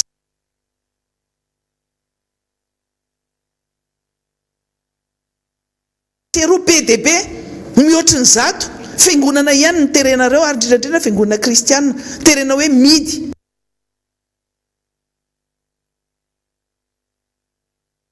amin'ireo faritra izay misy an'ireto aretina reto misaotra an'Andriamanitra tsika efa hoe midina aloha zao ny aretina fa aleo tsika tsy milaza aza mbola misioka aza mbola misioka fa mbola tsy tavoaky ny aly na ministry fahasalamana na dia midina ary reo satria relatifa be le zavatra mitranga vitsikely ny isan'ny PCR ny test atao dia miena ihany koa ny isan'ny olona ny isa avoakanareo fa mbola mamono olona io ary mbola betsaka ny olona marary ihany na dia tsy oatra nireny tamin'ny andro hoe 900 hoe 700 isan'andro le tsy omby reny intsony ny CTC sy namoahana an'ireny CTC rehetra reny fa mbola misy olona mitaraina ary tena mampalahelo hitantsika ao anatin'ny tambajotra serasera anankiray ihany tena nitaraina teneniko eto mihitsy ny anaran'ny felana satria fantatro izy hoe maty ny Zoda noho ny antony inona satria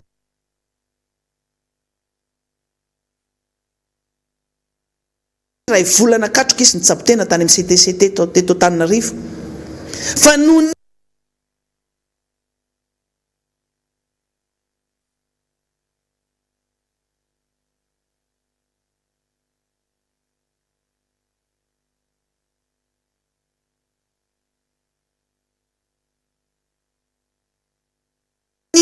complication nateraka io aretina io dia nisy problème hepatika sy ny resaka kardiaka nanjoan'ny olona io fa ny olana lehibe dia satria reny CTC reny tsy manana fitaovana akory na olona compétent zany hoe dokotera compétent afaka hitsabo an'izany aretina conséquence an'izany Covid-19 zany raha ny tokony ho izy zany reny olona reny dia misy dokotera spécialiste manaraka na hoe alefa amin'ny hôpitaly izay manana fitaovana ahafahana mitsabo tena an'ireny mitsabo an'ireny olona reny fa indrisy satria Covid no idirana tamin'ireny CTC reny dia tsy manana an'ilay fahefana na ny fitaovana ny compétence ny dokotera izay mitsabo reny dia ray volana teoriana maty ilay olona inona ny antony mahatonga an'izay satria nisy fanapa-kevitra hoe ny olona rehetra dia afindra amin'ny toerana anankiray fa tsy ajanona amin'ny CTC intsony satria afindra amin'ny toerana anankiray daholo ny olona sisa marary amin'ny CTC fa na dia ambulance ary misy oxygène izay ilaina hoe andeha hanao scanner na hitondra an'ireny olona reny dia andrasana herinandro zay vao mahazo fahafapo zany ary mbola manao kolokolo na manao intervention sy mandodina etseroa ny fianakaviana zay vao afaka manao an'izany fa ny olona tsy mahafantatra olona dia miandro fahafatesana eo anisan'izany io olona maty io vo 47 ans mampalelo zavatra mitranga ohatr' zany satria ny anisan'ny famindrana toerana azy any amin'ny toerana lavitra kokoa ny toerana nisy anazy teo any amin'ny CTC hafa satria nakatona le CTC nisy anazy tokony ny alefa any amin'ny hôpitaly dia nalefa any amin'ny CTC ny any amin'ny CTC nge olona tena hitsabona Covid-19 ny any tsy manana fitaovana ankoatran'izay izy hitsabonan'ny olona Covid-19 zany no zavatra andrasan'ny vahoaka malagasy amin'ny mpitondra fanjakana fa tsy manao oeraoera mandeha makasary etseroa hatramintsika amin'ny teny zao na indre mandeha ary na ny président république na ny prime ministre mba hoe nidina sy ny jerimaso amin'ireny CTC reny izy oskafana no nanaovana oeraoera sy nanaovana inauguration natao firerehana fa le olona tena hoe efa natao ohatra daholo nareo menakavy nefa zay ara mieritreritra hoe nareo ara sao dia efa mba nanao vaksiny ihany milaza hoe tsy hanao vaksiny miala bala daholo tsy mampirisika ny olona tsy miankorageany olona koa andao hanao vaksiny nareo menakavy fa mampalahelo zavatra mitranga ohatr' zany hoy hoe ny fahasalaman'ny vahoaka amin'izao tsy ilana anaovanareo eraoera satria na any amin'ny toerakafa raha any amin'ny faritra fianaratsoa iny mbola misy mpiasa ny fahasalamana nge lavo ny aretiny dia aza mbola mirehare aloha efa midina le izy efa soerina antsika an'Andriamanitra ary samy mivavaka amin'izany daholo hoe mba ho sitrana sy tsisy olona lavo intsony fa mbola anareo ary mbola mirehare sy anaovanareo misangy ratsy mihitsiny anaovana oeraoera ny fasan'ny firaisam-po izay no misantatra anazy voalohany zava-doza zany tena le sotoavina malagasy mihitsiny zany lasa tena tanteraka ao anatin'izay fa mbola anaovantsika fandarana manokana ihany koa amin'ny fotoana mamety anazy marobe ny tanora izay tsy malala ny zavatra nitranga tamin'ny 7 mbola kely izy raha tamin'izany fotoana zany a raha 10 taona amin'izao tsika miteny zao izy 12 taona raha nytaniana ho inona zavatra hainao mikasika tamin'ny 2009 zany satria miresaka foana amin'izao hoe fa inona marina kay le ataon'le filoha-pirenena sy reto ekipandreto tamin'izany nareo miresaka an'izany foana ao anatin'io fandarana miara-manonja io miteny foana hoe nisy fanonganam-panjakana nisy famotehana ny sotoavina malagasy nisy zavatra ratsy tena nentina teto amin'ity firenena ty ary mitady itoy le pratika le zavatra natao ratsy tamin'izany amin'izao fotoana zao manontany ianareo be dia be ny fotoantsika andefa n'ireny oronam-peo sy orona tsara reny ahitanareo hoe zao nge le zavatra mampitabatabana zao le zavatra nisy tamin'izany satria raha kizy 10 taona ho eo tamin'ny 2009 zao izy zany izy efa 22-21 ans izy amin'izao hifidy izy atsoatsy tsy mahafantatra ny réalité na mety hoe akizy teraka tamin'ny 2021 ans izy zany amin'izao tsika miteny zao dia eritrereto hoe tsy mahafantatra ny tantara sy ny zava-misy marina fa dia resaka fibebona sy olona mipoerapoera no hitany isan'andro san'andro fa tsy fantany hoe misy zavatra nitranga ary responsable ny situation amin'izao fotoana zao ireo olona rehetra izay nitakosina sy nanohana ary namatsy vola tamin'izany fotoanandro zany tsy afa-be le nareo amin'ny zavatra mitranga hoy aho efa tapitra ny lera efa iveriko fa na tsy ampy ary ny zavatra tokony ho tenenina androany ampy aloha ny androany dia ametraka ny veloma finaritra ho antsika tsirairay avy ary mirary soa antsika rehetra rapitso manao misimisy indray fa dia mandra-piona indray ary